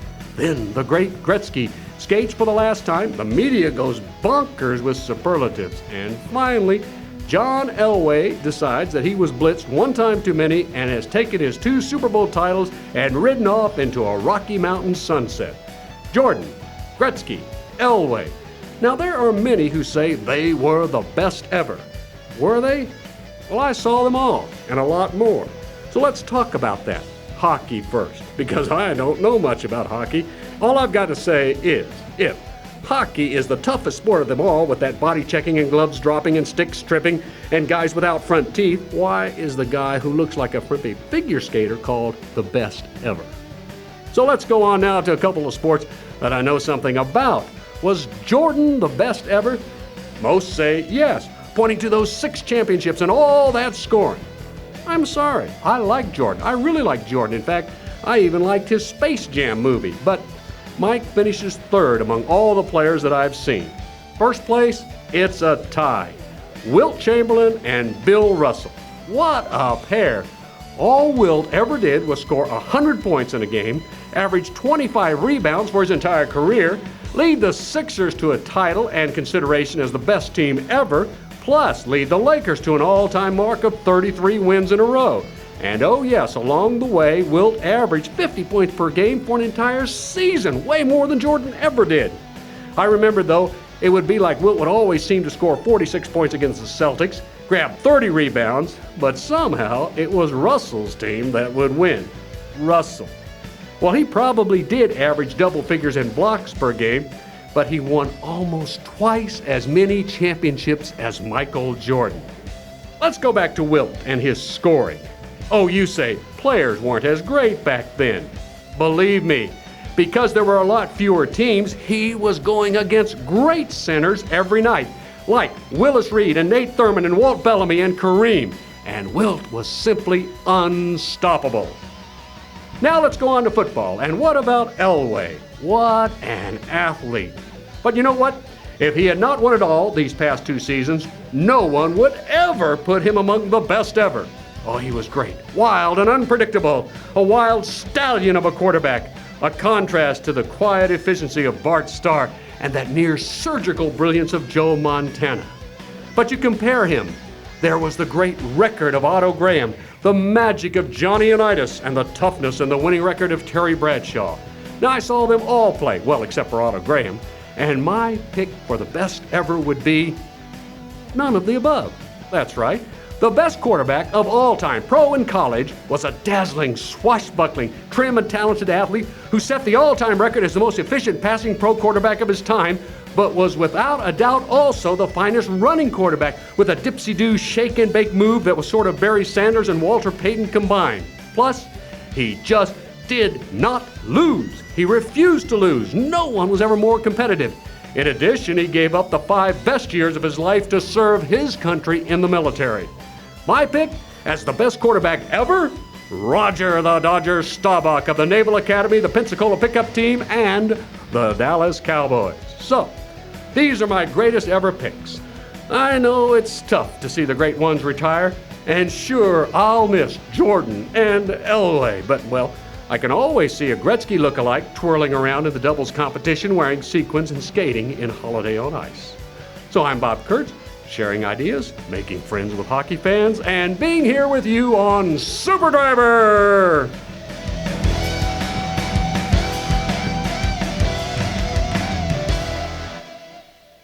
President Clinton's signature on the Transportation Equity Act for the 21st century was barely dry last year when Congressman Frank Wolf, chairman of the House Appropriations Transportation Subcommittee, shifted the issue of truck safety into high gear. Arguing that the Federal Highway Administration was downplaying safety, Wolf put a spike in the 1999 transportation spending bill, a transfer of the Transportation Department's Office of Motor Carriers to the National Highway Traffic Safety Administration.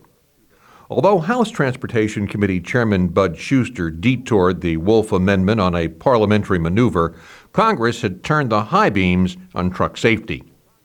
As you know, the OMC transfer is one of 2 hot-button safety-related trucking issues. The second is the need to change the antiquated hours of service rules to give truckers more schedule flexibility. Congress is asking tough questions about federal oversight of truck safety, and they're not happy with the answers. In a hearing before the Senate Commerce, Science, and Transportation Committee, the DOT's Inspector General said, according to the Bureau of National Affairs, the Federal Highway Administration's Motor Carrier Safety Program had only been marginally effective in regulating truck safety. The Inspector General accused DOT of lax enforcement of safety rules, saying inspectors spent only 55% of their time conducting compliance reviews and other enforcement activities. In that same hearing, Jim Hall, the chairman of the National Transportation Safety Board, said that if highway and heavy vehicle safety is to improve, effective leadership is needed. He also suggested that the new leadership must be proactive and have a willingness to, quote, try new approaches to solve not only the problems at hand, but those we know loom in the future as our nation and its economy grow and expand, end quote. Senate Commerce Committee staff told ComData's Washington office that Senator McCain wants the Department of Transportation to respond to the Inspector General's findings about safety enforcement before making any decisions about legislation. The senator has written to the Transportation Secretary Rodney Slater, ComData was told, wanting to know precisely what actions he'll undertake to address safety concerns. And in the House of Representatives, the Transportation and Infrastructure Committee plans to introduce legislation before mid-year aimed at improving commercial motor vehicle safety. The new bill may address not only whether the Motor Carrier's Office should remain in the Federal Highway Administration, but also regulatory issues associated with the CDL. Influential senators and congressmen are beginning to conclude that stronger enforcement is needed, and that exiting OMC out of the Federal Highway Administration is the only way to achieve it. Fueling the drive to relocate responsibility for safety, the ATA testified at the hearing that the core mission of the Federal Highway Administration is not truck safety. But ATA President Walter McCormick maintained it would be inappropriate to transfer OMC to NHTSA because its focus is vehicle design engineering. Instead, ATA called for the creation of a new administration whose focus would be exclusively on the motor carrier industry. Operating like the Federal Aviation Administration and the Federal Railroad Administration, a motor carrier administration would regulate truck safety. Pointing out that trucking is the only U.S. transportation mode not overseen by a separate DOT modal unit, McCormick concluded, "The trucking industry and the motoring public deserve a federal agency that has trucking and truck safety as its core mission." Whether the 106th Congress moves OMC or leaves it where it is, trucking can expect Washington to give new attention to safety, and with it, to put greater pressure on enforcement of safety rules. Look for a major debate on truck safety the rest of this year and into the next, and as part of it, greater attention to issues such as the CDL, reporting requirements, and more aggressive compliance reviews. This is Mac Allen reporting for ComData's Washington office.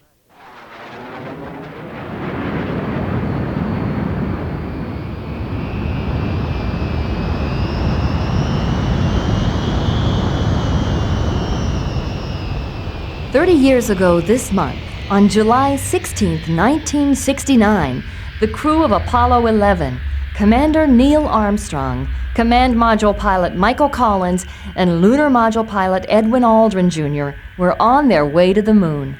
If you're in the 40-plus age group of baby boomers, where were you on that hot July night?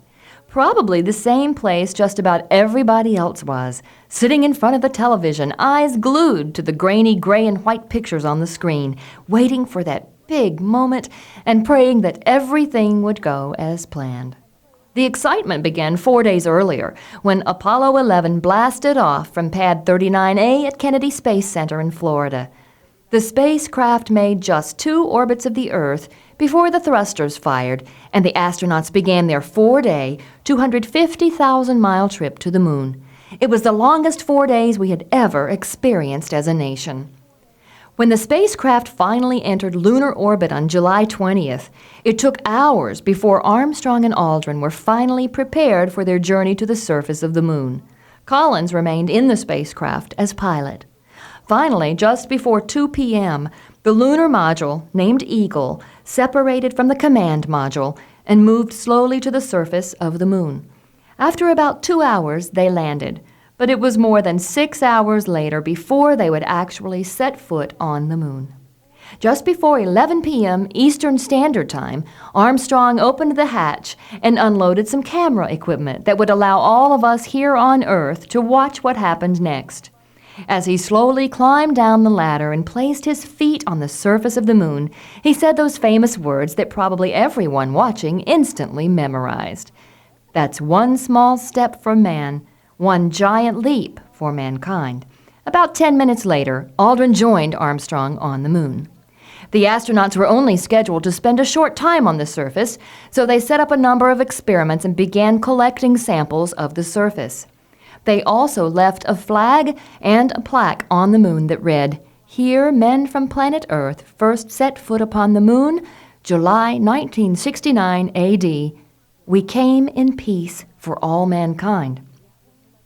After 2.5 hours, and after collecting 49 pounds of moon rocks, the astronauts began preparations to lift off and dock with the command module and then head for home.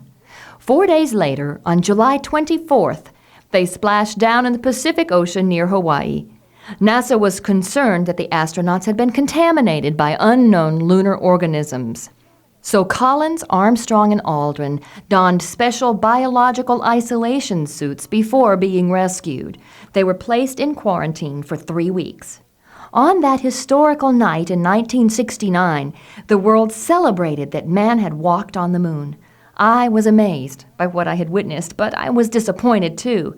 Now, I had proof there was no man on the moon. It wasn't made of green cheese like my grandpa had told me, and the face, smiling down on me at night, keeping me company when I felt alone, was nothing but craters and shadows.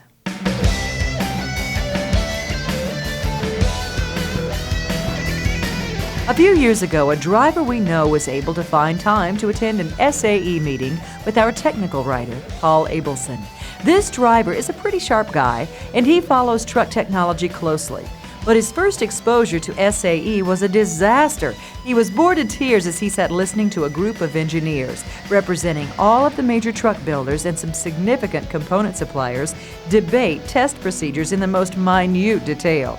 It was a session only an engineer could love. Luckily, SAE isn't always like that. Sometimes it can be quite interesting, even exciting. This year's SAE Congress, for example, had its share of sessions that really caught our attention. So here's Don with some of the ideas the engineers are planning for introduction in just a few short years.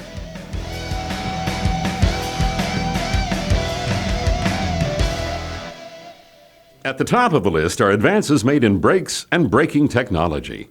One example is anti-rollover braking, or ARB. It uses sensors to determine yaw and lateral acceleration, and a computer to calculate what is happening. By selectively applying one brake or more, it can keep the rig from exceeding traction limits. For example, if a tractor starts to spin out, as it would during the start of a jackknife, ARB can apply just the outer steer axle brake to help bring the rig back in line.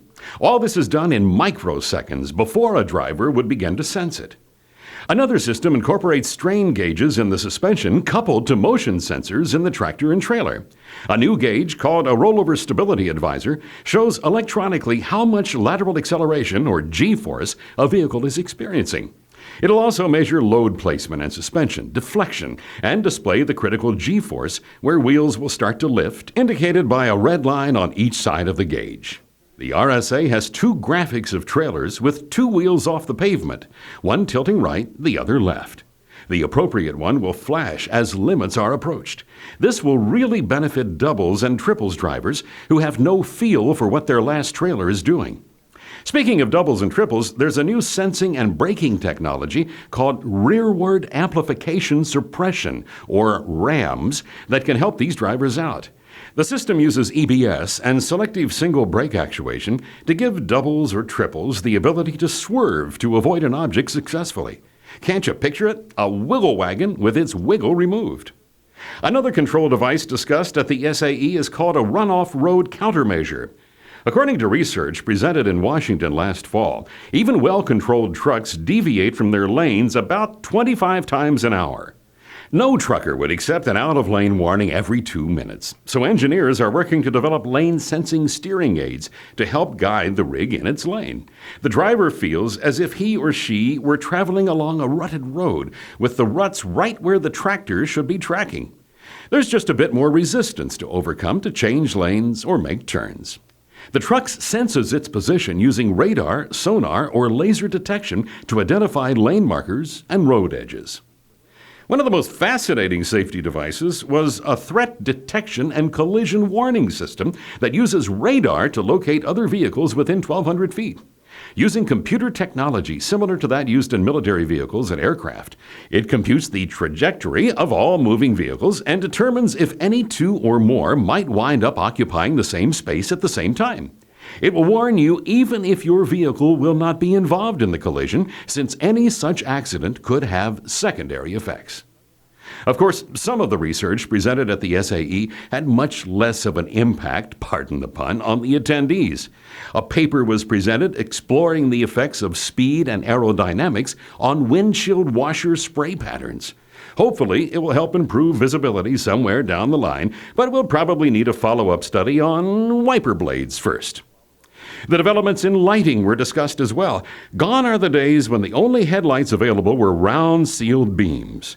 Today, SAE engineers are examining LEDs, neon and rare gas lighting, and high-intensity discharge lights.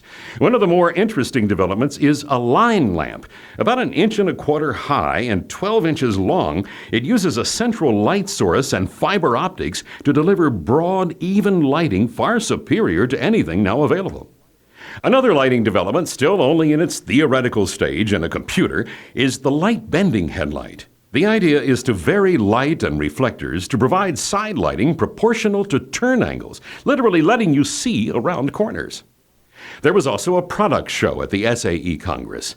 While many of the exhibits involved manufacturing or component technologies, 2 competitors displayed truck seat accessories. It was pure enjoyment comparing the driver assist products from Relaxor and Shukra.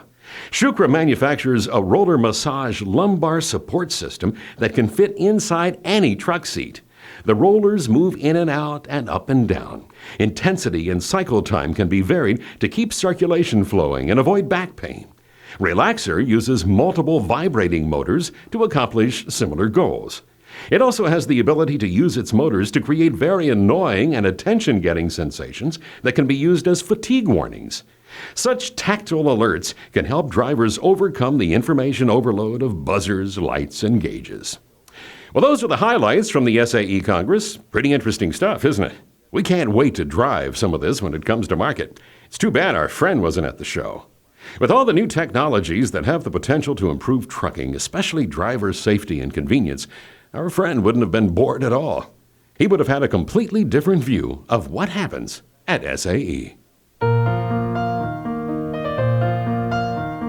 Have you ever noticed how some of your best ideas have popped into your head while you've been sitting in a boat fishing, playing a round of golf, or sitting on the beach watching the waves roll in? Taking time away from the day-to-day grind has helped many people come up with new ideas. For example, Sir Isaac Newton was sitting under an apple tree when he saw an apple fall and got his idea about gravitation. While finding peace for his soul, Galileo watched a great swinging lamp. It gave him the idea of a pendulum swinging to and fro as a means of measuring the passage of time. And James Watt was relaxing in the kitchen when he noticed the steam lifting the top of the tea kettle and conceived the idea of the steam engine. Vacations are a valuable investment in you, so take time off when you can. You never know, you may stumble onto an idea that could change the world.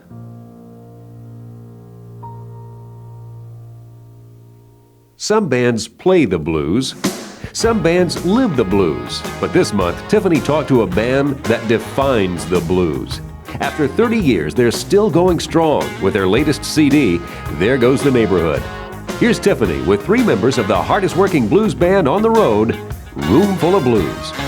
Once upon a time when I was very young and loose, I used to know a girl who had the backseat blues. I used to call her baby, she was so fine and sweet. And baby's favorite place was my Chevy's backseat. Someone must have told her, must have showed her something new. 'Cause when she got me in the back, she knew just what to do. She got a juicy little body, a wiggle little body when she walked.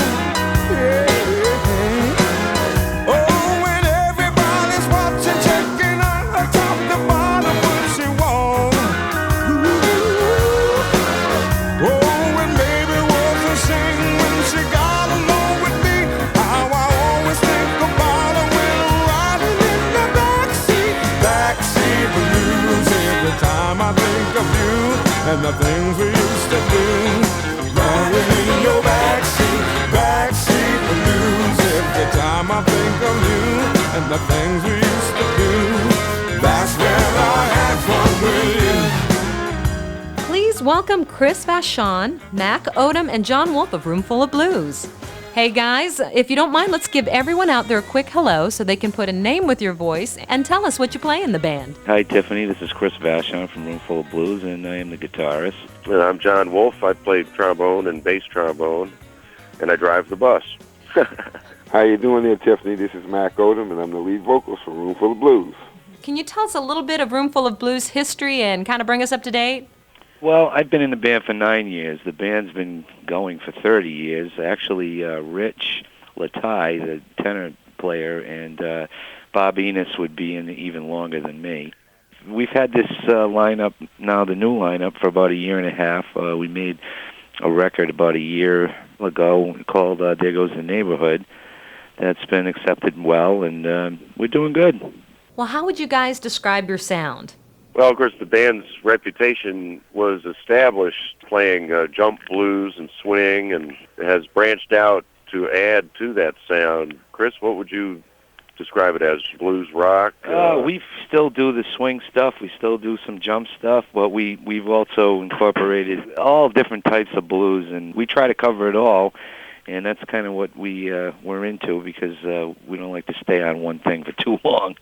Well, it seems like swing has made a comeback of sorts into the mainstream market with bands like Brian Setzer's Orchestra, Big Bad Voodoo Daddy, and Squirrel Nut Zippers. I've heard it's been said that more than half of those bands in this latest swing revival have been influenced by Roomful. Who have you guys been influenced by? We've been influenced by Roomful, too, I guess. You know, we all sort of listened to Roomful before we were in Roomful, and like I said, we listened to a lot of different kind of blues, and some of the guys in the band go for the jazzier end of it. Myself, I go for the kind of rock and stuff, you know, and everybody in the band has a little bit of a different taste, and that's kind of what comes out in the end, you know. All of us bring into the band, not just all of us, but all the people who've been in the band before us have brought their own musical upbringing into the picture. And the band has kind of distilled all that over the years into a unique sound that I haven't heard anybody else do. You know, everybody asks us about us cashing in on the big swing thing. And I think we just do what we do, you know? Not a trend. Yeah. Well, speaking of that unique sound, back in the 70s, horn bands were really all the rage. You had groups like Blood, Sweat, and Tears, Chicago, and Chase, and then they seemed to lose their popularity. Why do you think Roomful has survived this long? We would never, you know, had the stature of like a Chicago or a Blood, Sweat, and Tears. We've been kind of a little bit of an underground thing for a lot of people, and maybe that's what worked for us.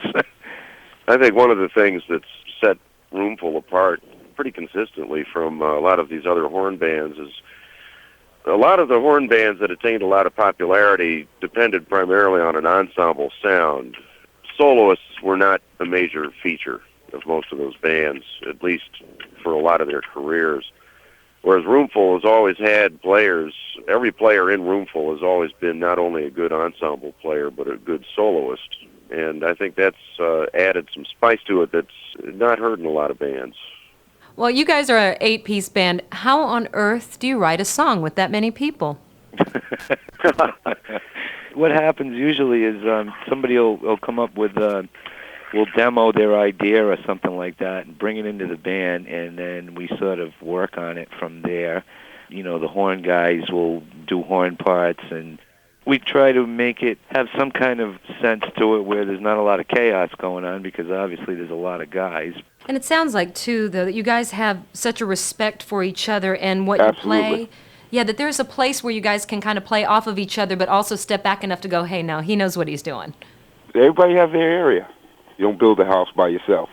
Everybody has their thing that they add to it. I heard somewhere you do around 200 dates a year. Is this true?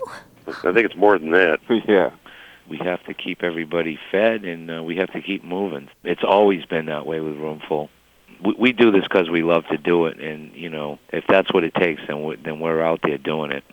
Well, do you guys just play in small club settings, or is it the big amphitheaters? We play it all. Everything from 100,000 to 50. Sometimes even less, depending on the weather. Have you guys seen a change in the demographics in the last few years? Just because it seems that some people are rediscovering swing. Some of the new crowd is starting to appreciate it. You know, we get young and old, and we get a lot of the new people that are showing up into the new swing craze and doing the dancing and have taken the lessons and the whole thing. I mean, you know, I personally really like working with a wide variety of ages. It's really fun to see young kids really get into the band. As far as rediscovering swing, I don't know what exactly explains that, except that there's so much trendiness. There's a lot of younger people that are looking for something a little more substantial, more musicality, rediscovering the pleasures of actually holding your partner. Well, John, you mentioned a little bit earlier that you drive sometimes. I'm one of the 3 drivers, and I also help maintain the bus. Now, they pay you more for this, right? No. He just loves to do it. Well, do you have any stories from the road that you might be able to relate to some of those drivers out there listening to us? Yeah, I can think of a few. In case any of the drivers are tempted to think that there's a whole lot of glamour in this business, they would have probably enjoyed seeing me last February in Minnesota, 17 degrees outside, pulling the starter off and stuffing a rolled-up wire tie behind one of the brushes so I could get the engine started. Thought I was going out to the bus to make breakfast. We let John do whatever he wants. We just hope he stays. Yeah. All this, and he plays the trombone. Yes, he does. He plays the heck out of the trombone. How do you travel with that many band members? Well, did you ever see the movie Das Boot? Oh, no. So you all speak German, right? Is that what you're saying? It's not anywhere as bad as it used to be. I mean, we do have a tour bus now. We used to have an overgrown airport shuttle, and it was way worse. Now, it's not too bad. I mean, we've got bunks. We can walk around in the bus. We can watch TV. I mean, it's not all that bad. It's a home away from home. Yeah. You really become like family, you know. So tell us about the new album. What can the drivers expect when they pick this up and they put it in? I think they're going to dig it. I mean, there's a good mix of stuff on there. There's some jumping stuff. There's some ballads. We like the variety, so we're hoping most people like variety on a record. Any of them that have listened to Roomful in the past, I think, will appreciate the originals that are on the new record. Yeah. I think they represent a real creative direction for the band. Well, you guys have got hundreds and thousands of drivers out there listening to you right now. You got anything you want to share with them? We hope you dig the band and be safe. That's right. Drive Keep on safe. rolling. Keep those eyes open. And we'll probably pass you, or you'll pass us at some point. Yeah, we've got an 8V71 Detroit. You'll be passing us. Once I had a gone, baby. Man, she really gone now. She took my money from my table, and she never made a sound. She left me in a blue world, all the way around. It's a blue, blue world, all the way around. Such a blue, blue world, all the way around.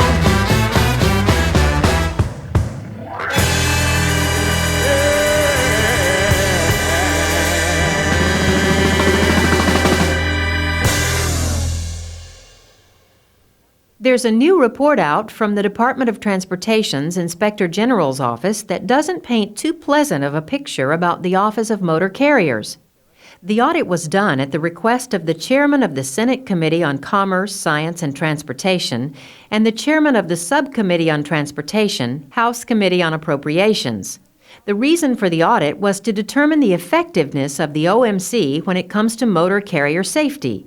The conclusion? Well, in a memo to the Federal Highway Administrator, Raymond J. DeCarli, Deputy Inspector General, said, "We concluded that the OMC was not sufficiently effective in ensuring that motor carriers comply with safety regulations, and that the OMC enforcement program did not adequately deter noncompliance. OMC sanctions for noncompliance are often minimal or non-existent." In addition to the not-so-stellar remarks, the 92-page report also provided a list of recommendations. Here are just a few of those recommendations that could affect you. Number 1, increasing driver accountability by making the driver responsible for inspecting the truck just like a pilot must do for an aircraft. The driver must be held accountable for ignoring safety deficiencies. By implementing this requirement, both the company and the driver could be sanctioned for out-of-service violations related to vehicle condition. Number 2, requiring an annual inspection of trucks similar to the requirements that exist for automobiles in some states.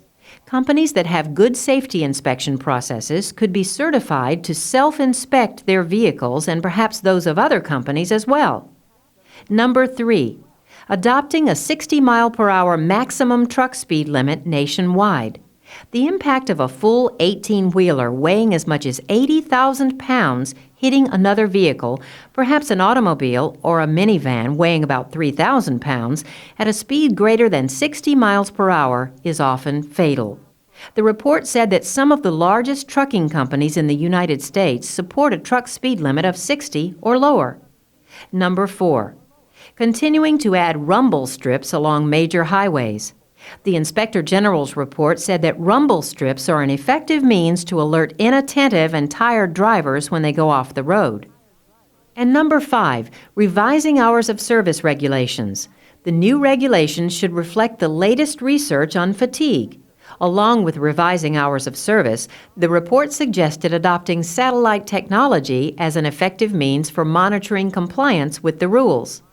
The Inspector General's audit had a number of other suggestions to improve the Office of Motor Carriers, including strengthening the enforcement program, establishing stiffer fines for violations, establishing criteria to determine when an unsafe carrier can be shut down, and requiring follow-up visits and monitoring of those motor carriers with a less than satisfactory safety rating at varying intervals.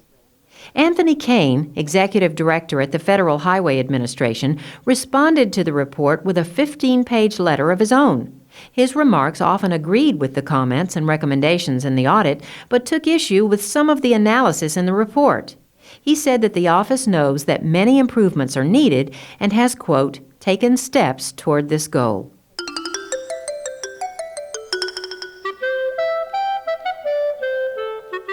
Hi, everybody. You wanted it, so here it is. More News of the Weird. This month, we look at the court system, the right to sue, be sued, and have the case thrown out of court. For example, Indianapolis graduate student Lael Desmond, 27, filed a complaint against Ameritrade discount brokerage in November, claiming that the company should indemnify him for his $40,000 medical school nest egg that he lost in self-service internet trading just before a stock market plunge last July.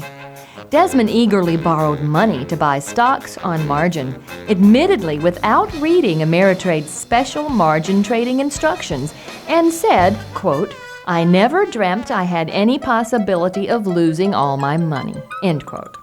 The moral of this story, read the fine print. In November, a federal judge tossed out a Georgia law prohibiting casket sales by anyone other than a funeral home, calling the law a blatant restraint of trade. Among the government's arguments to the judge to retain the law was that having independent casket dealers in a price war would promote the criminal element, in that murder would be encouraged by the easy availability of caskets.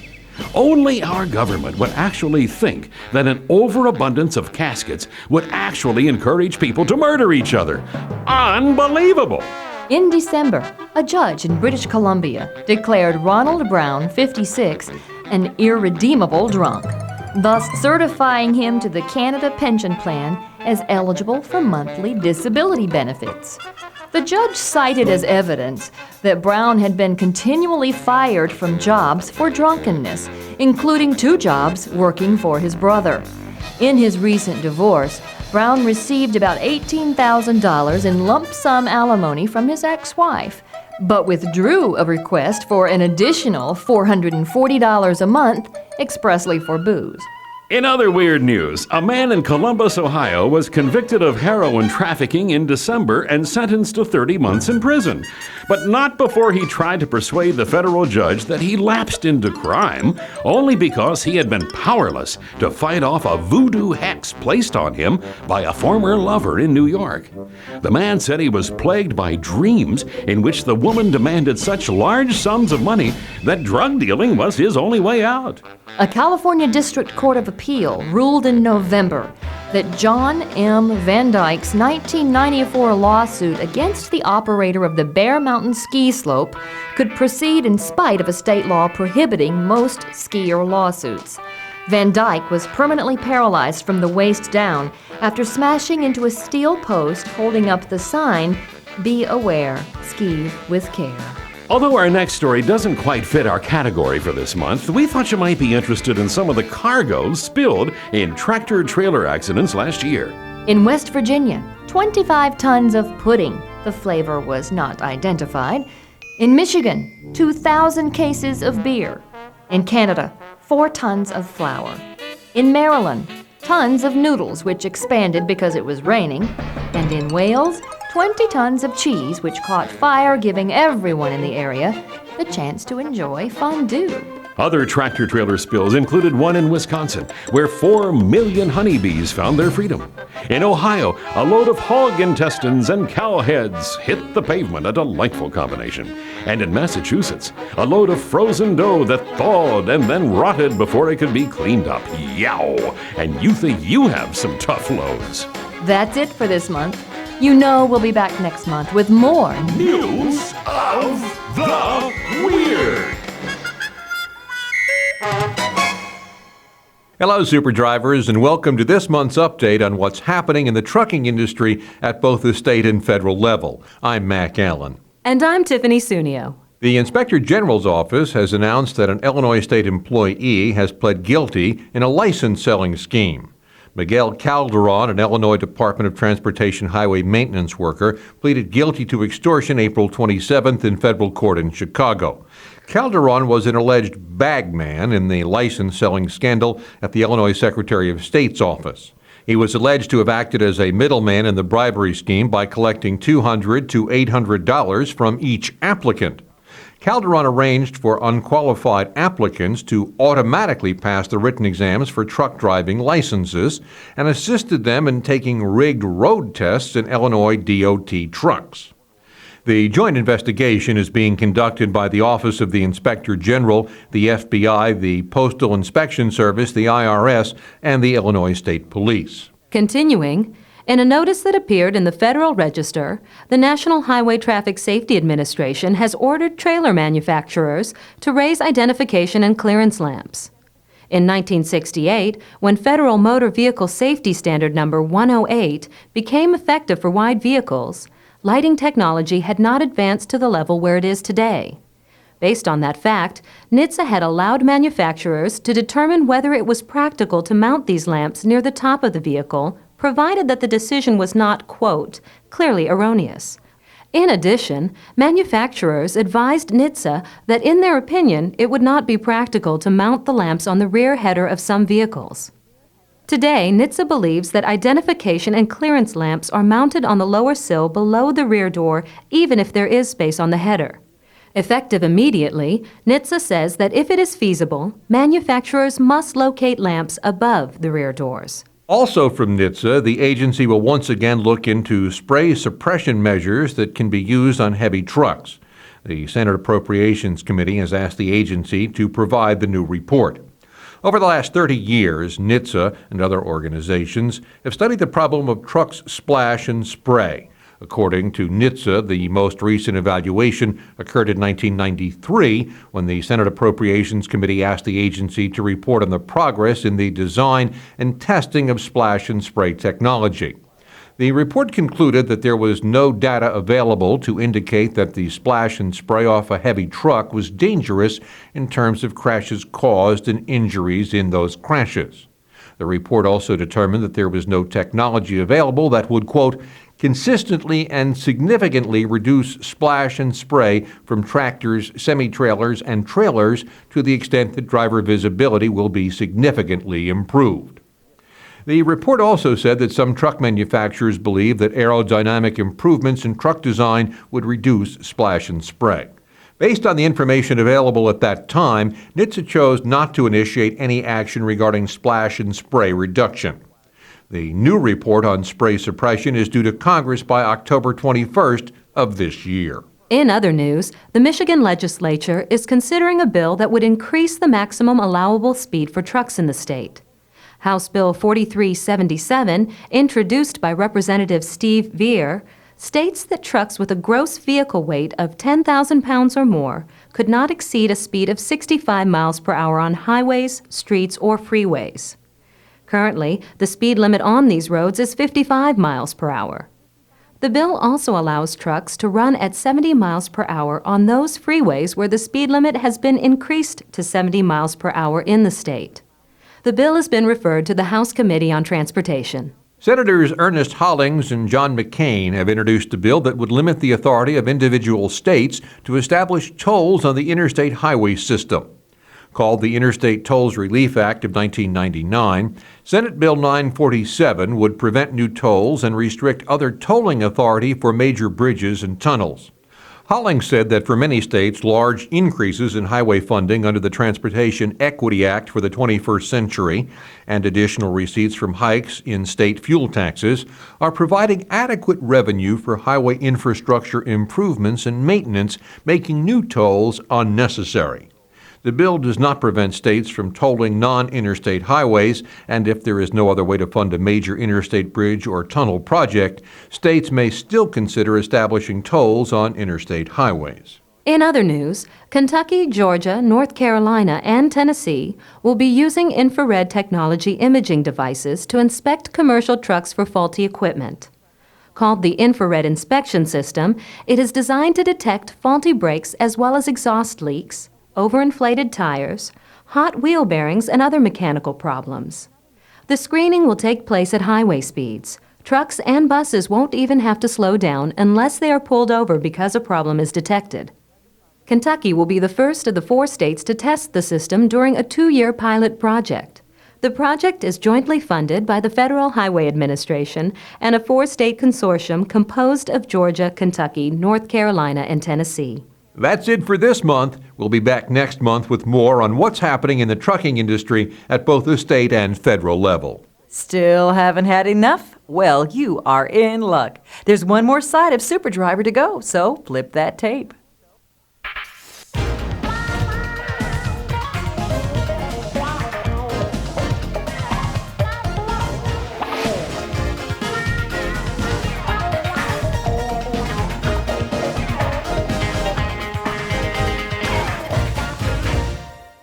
Driving in the city is a challenge for even the safest, most experienced truck driver. But there are some things you can do to make your experience in the city far less stressful and much, much safer. First, be sure you know your rig and just how tightly your truck will turn in a close situation. Even with identical wheelbases, different trucks have different wheel cuts. Trailers vary too, depending on where the tandems are placed. If you know what kind of room your truck needs, you'll be able to better judge how to maneuver around a tight corner or through an even tighter alley. You also need to remember that city drivers are often unpredictable drivers. They're in a hurry to get to work or school, and they will cut in and out of traffic at every opportunity. And they are often doing something else while they drive, too, like having breakfast, talking on the phone, doing their makeup. Their mind is not on driving, and that's dangerous for everybody on the road.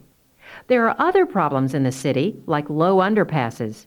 They're a problem especially in industrial areas where old railroad lines still exist. If you call your customer to get directions, make sure you talk to someone who knows trucks and truck routes. If possible, plan your trip to avoid heavy rush hour traffic, usually every weekday between 7 and 9 a.m. and 5 and 7 p.m. Of course, traffic can be heavy all day long in many big cities. Combine that with road construction and you're talking long delays. If that's the case, then plan accordingly. Lane restrictions are another problem you'll only find in or around cities. Left lanes become on-ramps. On-ramps continue as new lanes. Right lanes become exit-only ramps. And don't forget about the cars-only express lane or the carpool lane. So look ahead and be sure you're in the correct lane. Make sure your mirrors are clean and set so you can see your wheels at all times, even when the trailer is 90 degrees from the tractor. Make sure you can understand what you see in the mirror, too. Eyeball mirrors that mount on the front fender, the hood, or the far right corner help you cover the blind spot that runs from the right steer tire to the drive wheels. Be sure to watch that area if you need to turn right. That's where a very unenlightened city driver might try to sneak by you while you're setting up for the turn. If you're entering a new city for the first time, it helps to do a little research. Stop at a truck stop outside of town and ask at the driver's-only counter about problems getting in and out of where you're going. You'll get better information there than you will from the truck stop employees. Ask about lane restrictions, underpasses, and construction areas as well. Obviously, people are a potential problem in the city. Watch for people getting in and out of parked cars, especially if it's raining. They'll be more interested in keeping dry than watching out for traffic. Watch out for pedestrians coming out from between parked cars, too. Although they are supposed to cross at the intersection, they often don't. Speaking of intersections, watch for pedestrians trying to beat the light or cross against the light. And when you're making a turn on green, watch out for people who are crossing on the green light. They have the right-of-way. If you're making a right turn on red, be especially alert to people who may step into your path. Give pedestrians as much space and time as you can. Every city has its own highway traps and troublesome areas, and you must be on your toes. But if you plan your route, understand what kind of room your truck needs to maneuver tight corners, and know where there might be problems and try to avoid them, you should get through the city with your truck, your load, and your nerves all in one piece. Bringing you a few helpful reminders, this is Clifton Harris.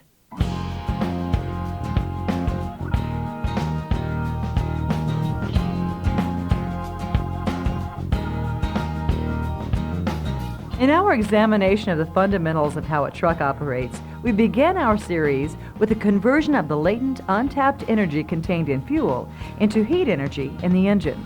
Then we discussed how that heat energy is converted into mechanical energy that's used to power the truck. In this month's segment, let's examine how energy is once again converted. This time, we'll see how the kinetic energy of the truck in motion is converted back to heat by the braking system. Here's Mac with the story.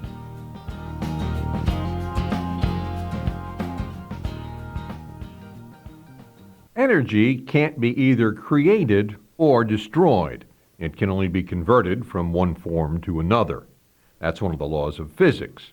When your engine burns fuel to get your rig rolling, the energy is converted into the rig's momentum.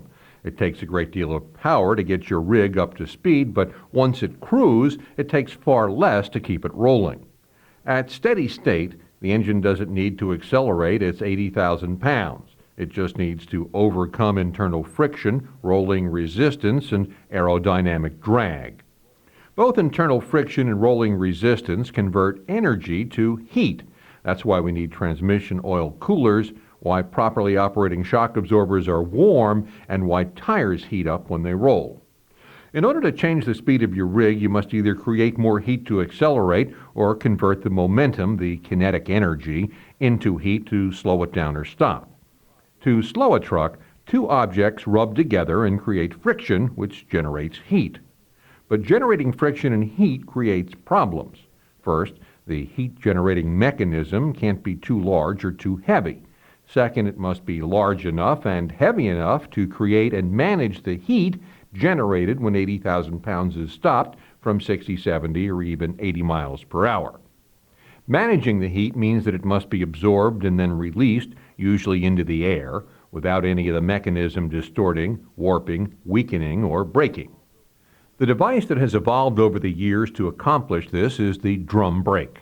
The most common form of drum brake has an S-shaped cam that's rotated by an air-activated shaft. As the cam rotates, it pushes out two brake shoes.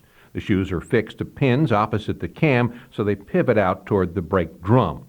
Blocks of a heat-resistance friction material are attached to the shoes. As the blocks are pushed out, they rub against the inside of the brake drum, creating friction, which heats the drum. The drum is made of either cast iron or cast steel.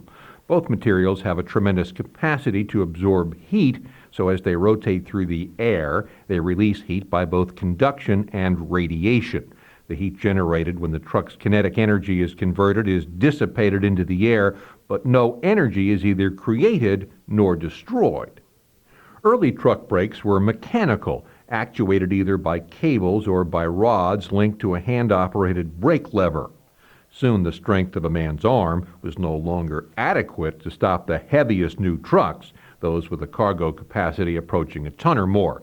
Leg power was harnessed using a foot pedal connected to actuating cable that pulled the shoes into contact with the drums. Long before hydraulics took over braking in passenger cars, the Westinghouse Air Brake Company, now known as WABCO, adopted its successful railroad brakes to stop trucks.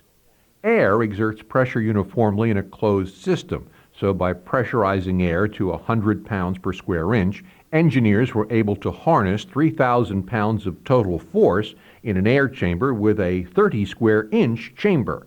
Compare that to the force an individual's leg can generate. The brake systems on early trucks were on drive and trailer wheels only. Before anyone ever thought of anti-lock brakes, operators feared that if the steering tires locked up and skidded, vehicle control would be lost. So, manufacturers didn't put brakes on the front axle. Today, we know that steer axle brakes do more than their fair share of work due to the weight transferred forward during deceleration, and modern anti-lock brakes virtually eliminate loss of steering control. We've all heard the horror stories about the first generation of anti-lock brakes. They sometimes applied by themselves while cruising, sometimes came on intermittently, and sometimes didn't allow the brakes to work. Those early systems were not perfected, but NHTSA still implemented Federal Motor Vehicle Safety Standard 121, requiring all Class 8 trucks to have ABS. It took a lawsuit in federal courts to nullify those provisions. Congress and the administration may be able to create laws, but laws alone cannot create good engineering. Since then, anti-lock braking has been perfected.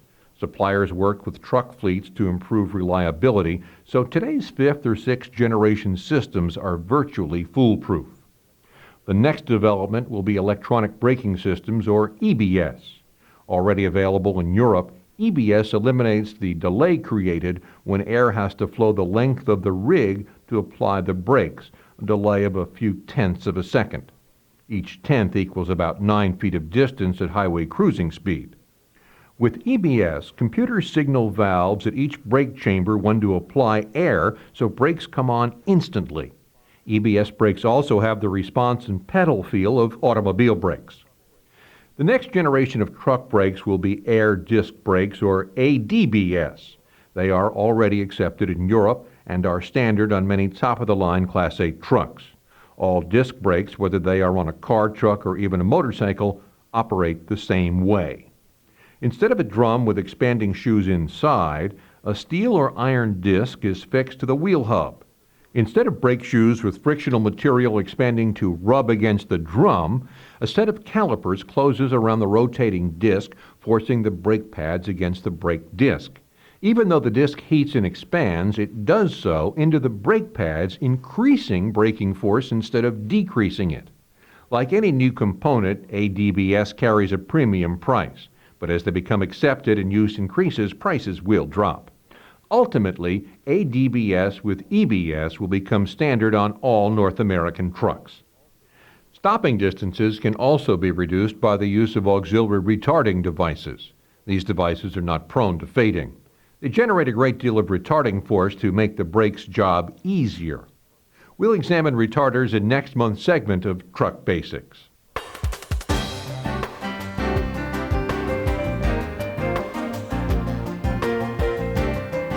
Want to guarantee you get great service the next time you visit your favorite restaurant? Then send flowers to your favorite waitress with the help of Truckers Floral Service. July is Waitress Appreciation Month, an opportunity to let your favorite waitress know you appreciate her hard work and effort to make sure your coffee cup is full and your dinner is hot. Truckers Floral Service makes it easy to send flowers by accepting major credit cards, ComCheck, and all check services. Don't forget, July is Waitress Appreciation Month. Call Truckers Floral Service today at 1-800-468-2512. That's Truckers Floral Service, the original floral service dedicated to the professional truck driver. Truckers Floral Service has now acquired Truckers Floral Network. 2 great companies, 1 great service. You see them sitting in the passenger seat enjoying the scenery as it goes by. You see them at truck stops, peering out the side window of the cab, faithfully guarding their rig. And you see them at rest stops taking their masters for a walk, both enjoying a break from the road. For some reason, pets and truck drivers just seem to go together. It must be because of the companionship. A dog or cat can keep a driver company on even the longest haul. But before you join the crowd and get your own 4-legged friend, are you really ready for one? Pets are an important part of the family. In fact, an estimated 57% of American households have a dog or cat, the most common family pets. But because of unrealistic expectations or lack of planning, lots of families end up abandoning their pets. Some studies show that 56% of dogs and puppies and 72% of cats and kittens are euthanized at animal shelters. While almost all animals require a great deal of love and attention, some fit in with certain people better than others. When choosing between a cat and a dog, it's important to consider the animal's individual requirements as well as your own wants. Different animals have very specific needs that will vary depending on many factors, including species, breed, personality, and age. No matter how long you're out on the road, be sure you can fulfill those needs before taking on the responsibility of a pet. You also need to consider how much spare time you want to spend with your new pet. When considering whether you'll get a pet, factor in how much time you have to groom and exercise the animal to help you choose your pet's size, look, and species. And don't forget to figure in the costs of owning a cat or dog. Food, veterinary care, grooming, toys, and licenses are all costs that will continue through your pet's life. Can you handle the financial commitment? Once you've decided to get a pet, there are many places to look. One of the easiest places to go is to your local animal shelter. There are literally millions of cats, kittens, dogs, and puppies of all breeds and combinations thereof available for adoption from shelters nationwide. Most animals at a shelter have been examined and evaluated before they're approved for adoption. If an animal exhibits severe health or behavioral problems, it's not put up for adoption, so you don't have to worry about having those sorts of problems. Adoption is also affordable. Usually, the adoption fee includes an exam, shots, training information, and a discount on having the pet spayed or neutered. If you're not interested in visiting the local shelter, you can often find an ad in the paper for free pets. While a free animal may seem enticing, think twice. If you can't afford to pay the fee for an adoption from a shelter, a place where the pets are examined and evaluated before they're put up for adoption, do you really want to choose a pet that you know nothing about? If the adoption fee is the issue, then can you afford to properly care for a cat or dog for the rest of its life? A pet is never free. If you want a purebred dog or cat, seeking out a breeder is your best choice. Finding a good breeder requires a lot of knowledge and investigation. A responsible breeder's primary reason for breeding is to enhance and perpetuate quality bloodlines in the breed. They are also very careful about placing their kittens and puppies in just any home. Poorly bred animals can develop serious behavioral and genetic health problems, so arm yourself with information before making a major purchase. Look on the internet for information or visit your local library. Talk to your local kennel club, too, for more information about breeders. Pet stores are another place you can buy a new puppy or kitten. However, shop with care. Although there are probably some legitimate pet stores in the U.S., many pet stores have the reputation of buying animals from irresponsible mills, which mass-produce pets in filthy, neglectful conditions for the sole purpose of money. Purchasing an animal from one of these pet stores increases their profits and furthers the abuse that these animals must endure. If you're interested in adding a cat or dog to the family or to your cab, make sure you're ready for the responsibility. If you are, consider adopting a cat or dog from your local shelter. You'll be supporting the shelter's contribution to the community, and you'll be giving an animal the second chance it deserves.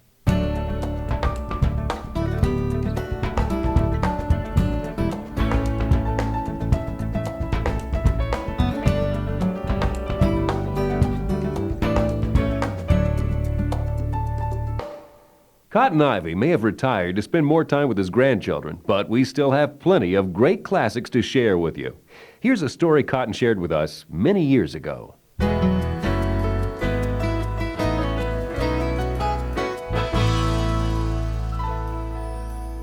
My good friend, the late Billy O. Williams, loved the 4th of July. Here's his poem about it.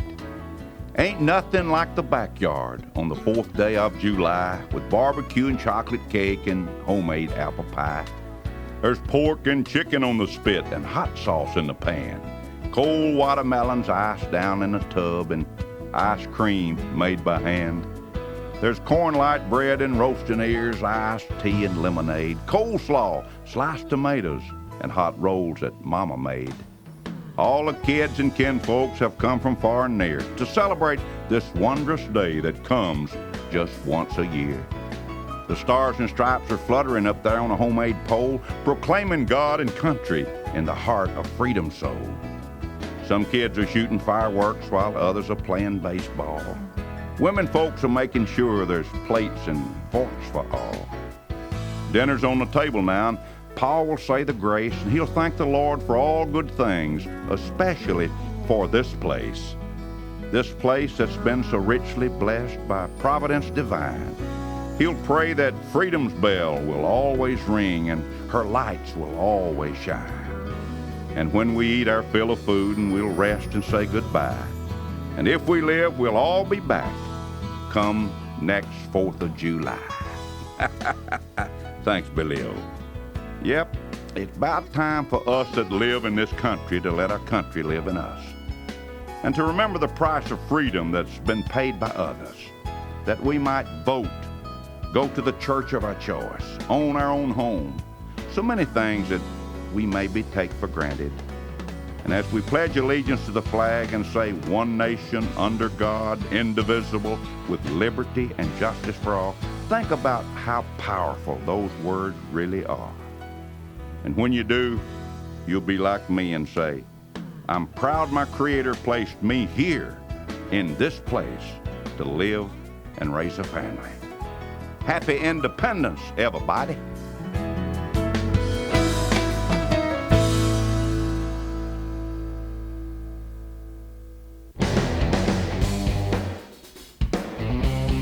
Comdata Corporation, in conjunction with America Online, is sponsoring driver Andy Belmont in the Automobile Racing Club of America series this year. The racing season is in full swing right now, so Andy is one very busy man. But Bill Hennessy slowed him down just long enough to pin a microphone on him. Here's Bill and the always moving Andy Belmont.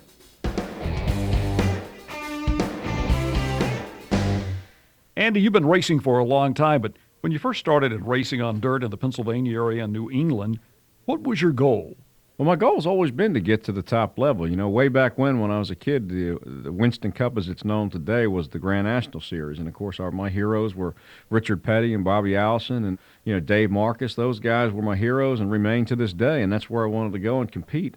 I was one of the guys that always felt that we didn't want to stay in any one division too long because I felt like you'd get stagnant and you wouldn't keep the learning curve sharp. So we always moved on. We ran late model stock cars, small block modifieds, big block modifieds. The modifieds in the East Coast are kind of like a sprint car everybody's aware of all over the country, but a sprint car with a full body on it's basically what it is. A lot of similar characteristics. There had to be some milestones in your career. What were the most memorable moments if you had to choose 3 or 4? That's real hard, Bill. You know, my brother was in an accident with a drunk driver. He got killed back in 1980. They had twin 25s, I think, that following day or the day after, and we won both halves of the deal, and it was kind of I kind of get chills now when they handed me the black flag in victory lane. It's kind of kind of an eerie feeling, but, to this very moment in time, it feels like a piece of me is missing. So but that's probably the most emotional win. Where did that take place? That was at Nazareth Speedway back on the old half mile. Of course, we won a lot of races there. I have fond memories of Nazareth Speedway. You have a different perspective now from the driver's seat. But if you were a fan going to watch a race, what would you be looking for now that you've driven these cars? The advent of television and radio and all the different mediums that are out there now, the descriptions and the viewpoint that you have makes it look like it's so easy to do, but it's really not. You can't move around. You can't slide around in the cars. Your vision is very limited, and your extra pair of eyes, your spotter up in the tower, that's kind of what helps us navigate around the racetrack. You're not driving off your radiator cap. You got to kind of look up the racetrack a lot, and the guys that are out there trying to get fuel mileage running down the highway, they're running in line behind each other, and it's the same thing on the racetrack. The car gets in the draft, it gets pulled along, and the big thing is to be in control of the car while you're in the draft, because the draft does things to the car just like it shakes a truck around on the highway. It does the same thing to a car out there. It's just an advanced speed. It's a condition that we're obviously accustomed to. It's something you gain experience with, but you got to drive up the racetrack. It's hard to explain to people. When you're coming off turn 2, you're 2 or 3 inches off the back bumper or the back spoiler of the car in front of you, but you're looking through his back glass out his windshield, and you're looking up the racetrack. You get down the backstretch at a place like Talladega, you're about 3/4 of the way down the backstretch. You kind of are looking out the left side window, looking across the track, because once you get down in a corner, things happen so fast at the speed we're running that you can't react to it quick when it's immediately in front of you. So you kind of got to look across the track and up the track, and the telltale obviously is smoke. That's what we look for. And then, of course, you have spotters out there again telling you what to do, but it's a difficult thing to try to really make people understand. You're covering, 300 feet per second or something like that. You really don't know how fast you're going until you get in trouble, and that's how it is in a race car. When the car gets out of shape, you're in big-time trouble. What kind of support do you have, and what does it take to race these days? Well, everybody thinks you just throw money at this deal, and that's where it's all at. And believe me, we were very, very fortunate to have America Online, the Comcheck brand, York International Heating and Air Conditioning. We've got some pretty big players out there that are making it so that we have an opportunity to go back. But the finances are only a small part of it. Everybody that's out there at the top level, all those teams have funding. All the teams have X amount of dollars to work with, and they've got X amount of people. I think the big thing that people don't realize is, and it's an all too often used cliche, but chemistry is what it takes. I mean, you've got to have a good group of people working together. Finding chemistry is very difficult. I know that you sit here and you're going, how do you find chemistry? And it's not something you can look for. It's something you totally stumble upon, because guys might be the greatest mechanics in the world, and they might have the best interest and have the biggest heart. But when they don't get along with one another, it's kind of like a marriage, And it's a truck driver who's an operator getting along with his dispatcher, getting the good loads. It's the truck driver team guys going down the highway, being able to be a team and be comfortable and competent to run over the road.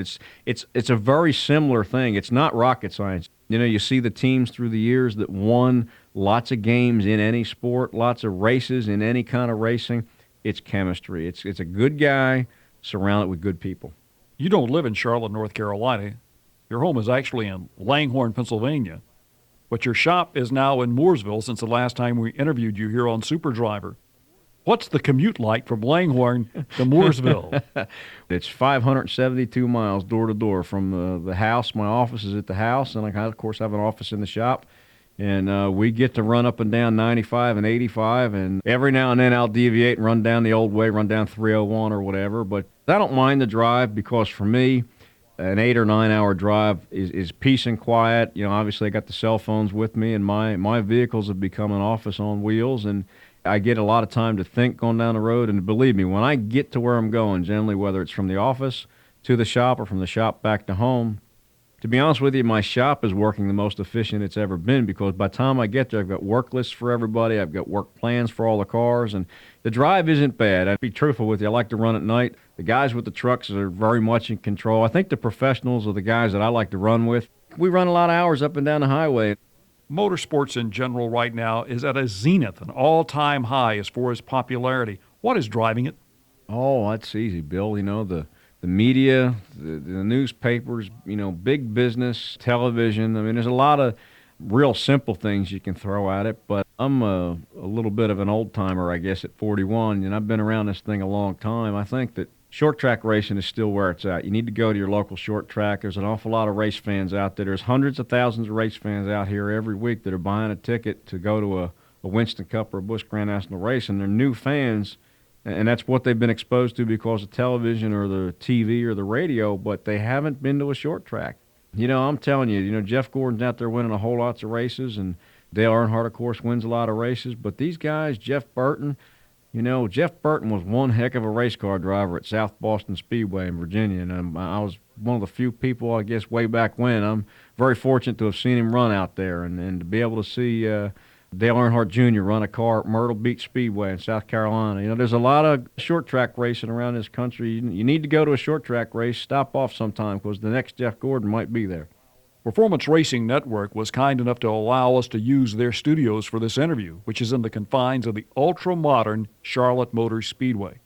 Racing on the dirt a long time ago, did you ever think that racing would have such a very nice building to operate out of? As a third-generation racer, it's almost unfathomable to me to know where racing has come from, to have lived through when we raced because we wanted to race, and it wasn't a thing where you made money at it, and we did it because, we worked a regular job all week at the family repair shop, and we got home from the repair shop, and we worked on our cars some more, and you had toolboxes in both places, and you went to the short track because you wanted to go short track racing, and the money just wasn't there. And now to see where it's grown to, and some of the facilities are just beyond my belief. The motor homes that some folks travel to these places in are worth more than my entire budget was a lot of race seasons. So it's come a long, long way.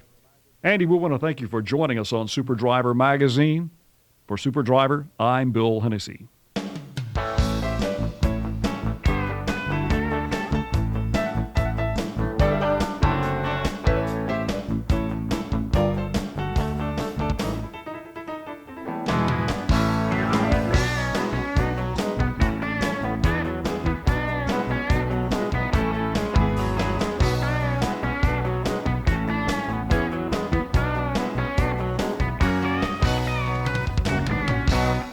As promised, Clifton and I are back with more from the Super Driver News Desk. Clifton? Emphasizing safety in every aspect of daily business has paid off in a big way for Jet Express of Dayton, Ohio, and National Freight of Vineland, New Jersey, winners of the Grand Prize Award in the Truckload Carriers Association's 1998 National Fleet Safety Contest.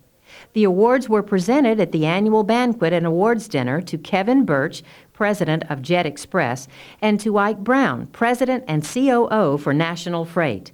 Jet Express won the award for truckload companies operating under 25 million miles annually, while National Freight won for the category of over 25 million miles annually. Why were they winners? It all has to do with drivers. At Jet Express, all potential truck drivers are evaluated in detail to determine their level of expertise. All drivers are then given a road test. Drivers with less than 1 year experience go through a driver finishing program and attend regular meetings. At National Freight, total highway traffic accidents have been in constant decline since 1992, while the total miles driven have increased. The company believes that the single most important contributing factor to this improvement has been strict adherence to the selection process for company drivers and independent contractors. Each applicant passes through 20 different training phases with a mandatory 3-day orientation program. National Freight President Ike Brown said that a commitment to the responsible operation of the company's trucks is never optional, but, quote, the right way of doing business, end quote. AAA has announced that it supports revisions to hours of service regulations for the trucking industry. AAA said, however, that the changes in hours of service must promote the ability to drive safely over all other considerations, including economics. The organization also supports the expanded use of GPS tracking to more accurately monitor the hours that truck drivers are behind the wheel and to increase the efficiency of shipping. AAA said it supports reasonable access to a trucking company's GPS data by government regulatory agencies when a company has a history of violations or is being investigated. AAA recently testified before Congress and proposed a comprehensive study of truck car crashes, believing that the data produced from the study will help safety officials take better aim at real truck safety problems, rather than continuing to guess at what will work to improve safety. We'll let you know when and if that study is conducted by AAA. Here's a reminder, Super Drivers. Don't miss the Walcott Truckers Jamboree, July 8th and 9th at the Iowa 80 Truck Stop at exit 284 on Interstate 80. It's their 20th anniversary, so this year's celebration promises to be bigger and better than ever before, with show trucks, product displays, food, and country music. And best of all, it's free. By the way, congratulations and a tip of the Super Driver hat to the organizers of the Jamboree on your 20th anniversary. And thanks for all your hard work over the years. Jim?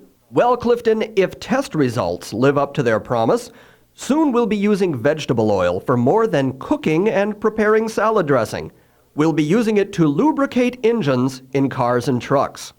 In April, the U.S. Postal Service Vehicle Service Center in Grand Rapids, Michigan, switched the oil in 25 long-life delivery vehicles from traditional petroleum-based motor oil to bio-vegetable oil. So far, the engines have shown no adverse effects from the new product. John Briggs, the environmental coordinator for the Greater Michigan District of the Postal Service, recommended that the district test the product because of its potential to help clean the environment. Preliminary emission tests on delivery vehicles using bio-based oil indicate a total reduction in exhaust hydrocarbons.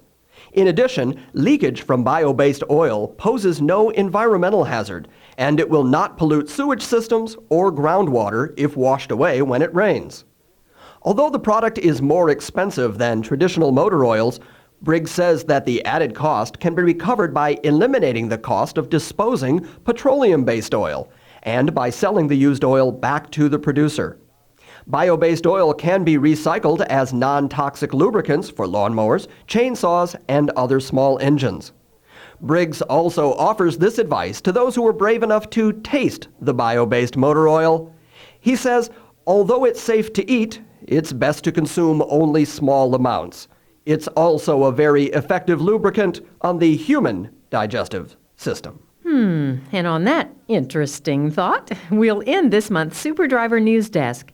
We'll be back next month. Until then, this is Clifton Harris for Super Driver.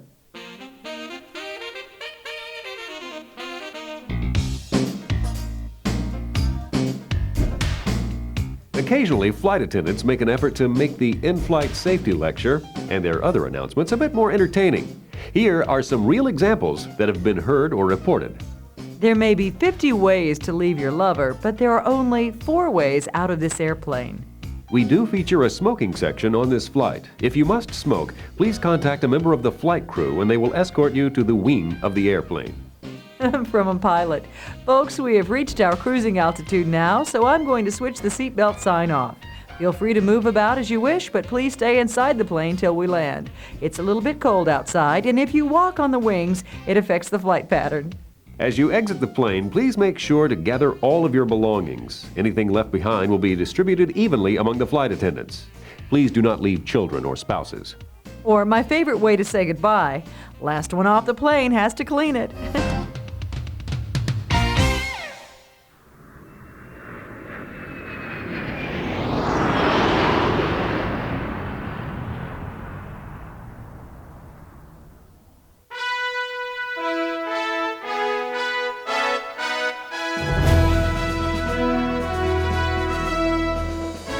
This month, our technical editor, Paul Abelson, wanted to write a story in honor of Independence Day. But what you'll hear next is not your typical July 4th feature. Instead, Paul decided to express his concerns, an editorial, so to speak, about our nation.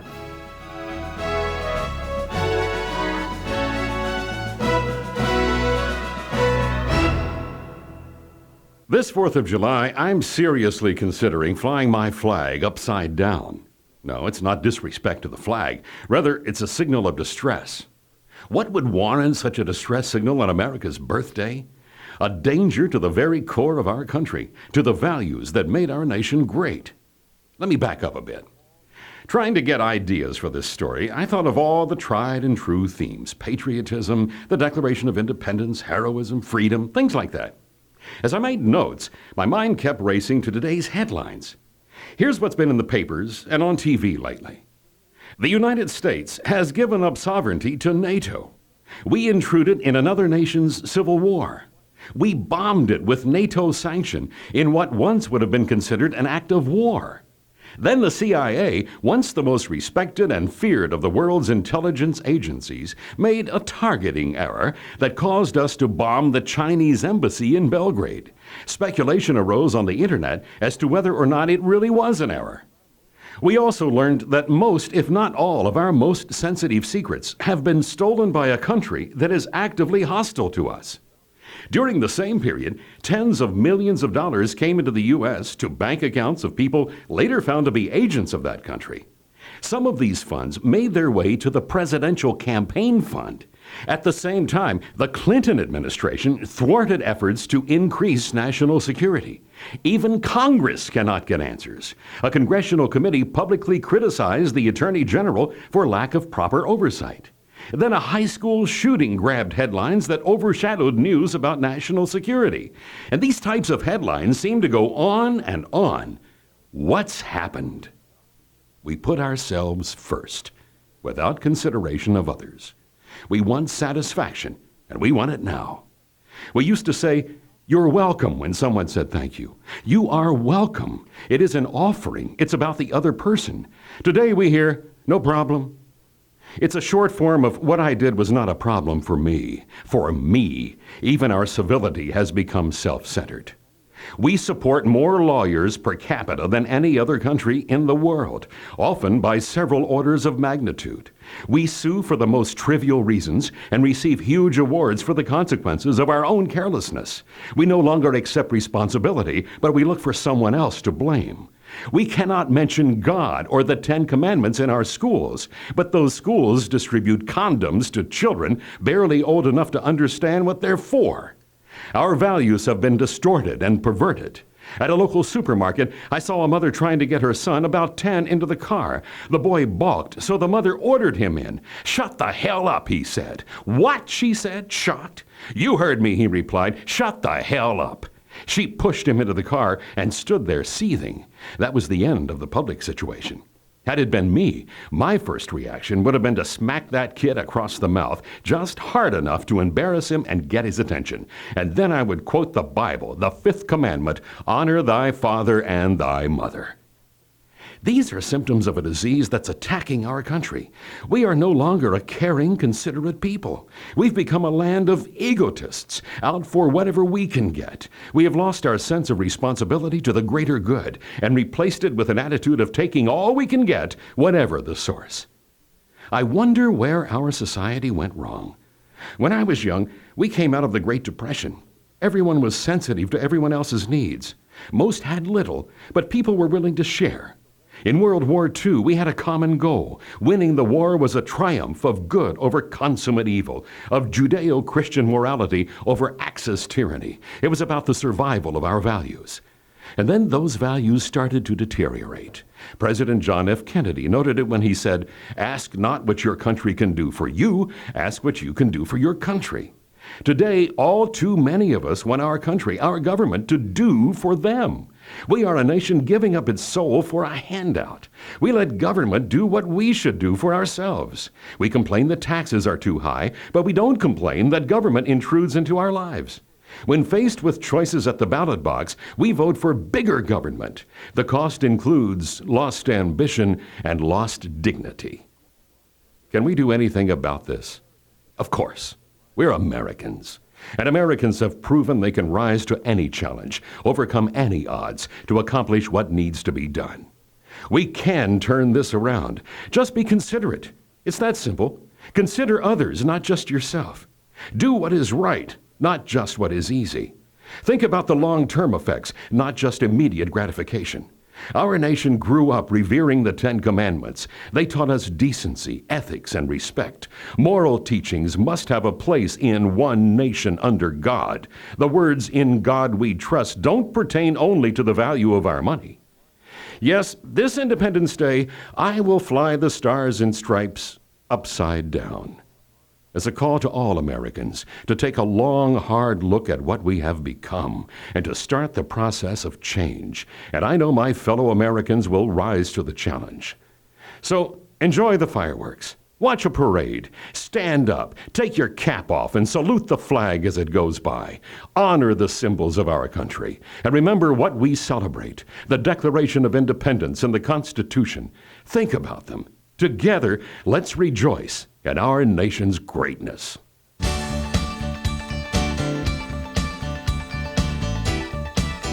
It's hard to believe, Dennis, but we've come to the end of another terrific Super Driver. What's harder to believe, Devin, is that we're almost halfway through the summer. Next month, the kids will be back in school. Then it's fall, Halloween, Thanksgiving, Christmas, New Year's. Oh, don't rush it. Let's take one thing at a time. Tell me what's up for it next month. Well, it's August, and that means National Truck Driver Appreciation Week. We'll let you know what people around the country are doing to celebrate. We'll also have a review of the International Trucking Show, a few tips on sharing the road with motorcyclists, a story about Park and View and what it can do for you, a review of the National Transportation Safety Board's 10 Most Wanted list, and more on truck basics. So until next month, keep reaching for the stars. And keep your rig between the ditches. 'Cause Super Driver's with you all the way. Super drivers all across America, 200 million miles every day. One rig, 18 wheels, 40 tons of rolling steel. Super drivers, you're the pride of the USA. Super Driver is brought to you by Comdata Corporation, a wholly owned subsidiary of Ceridian Corporation.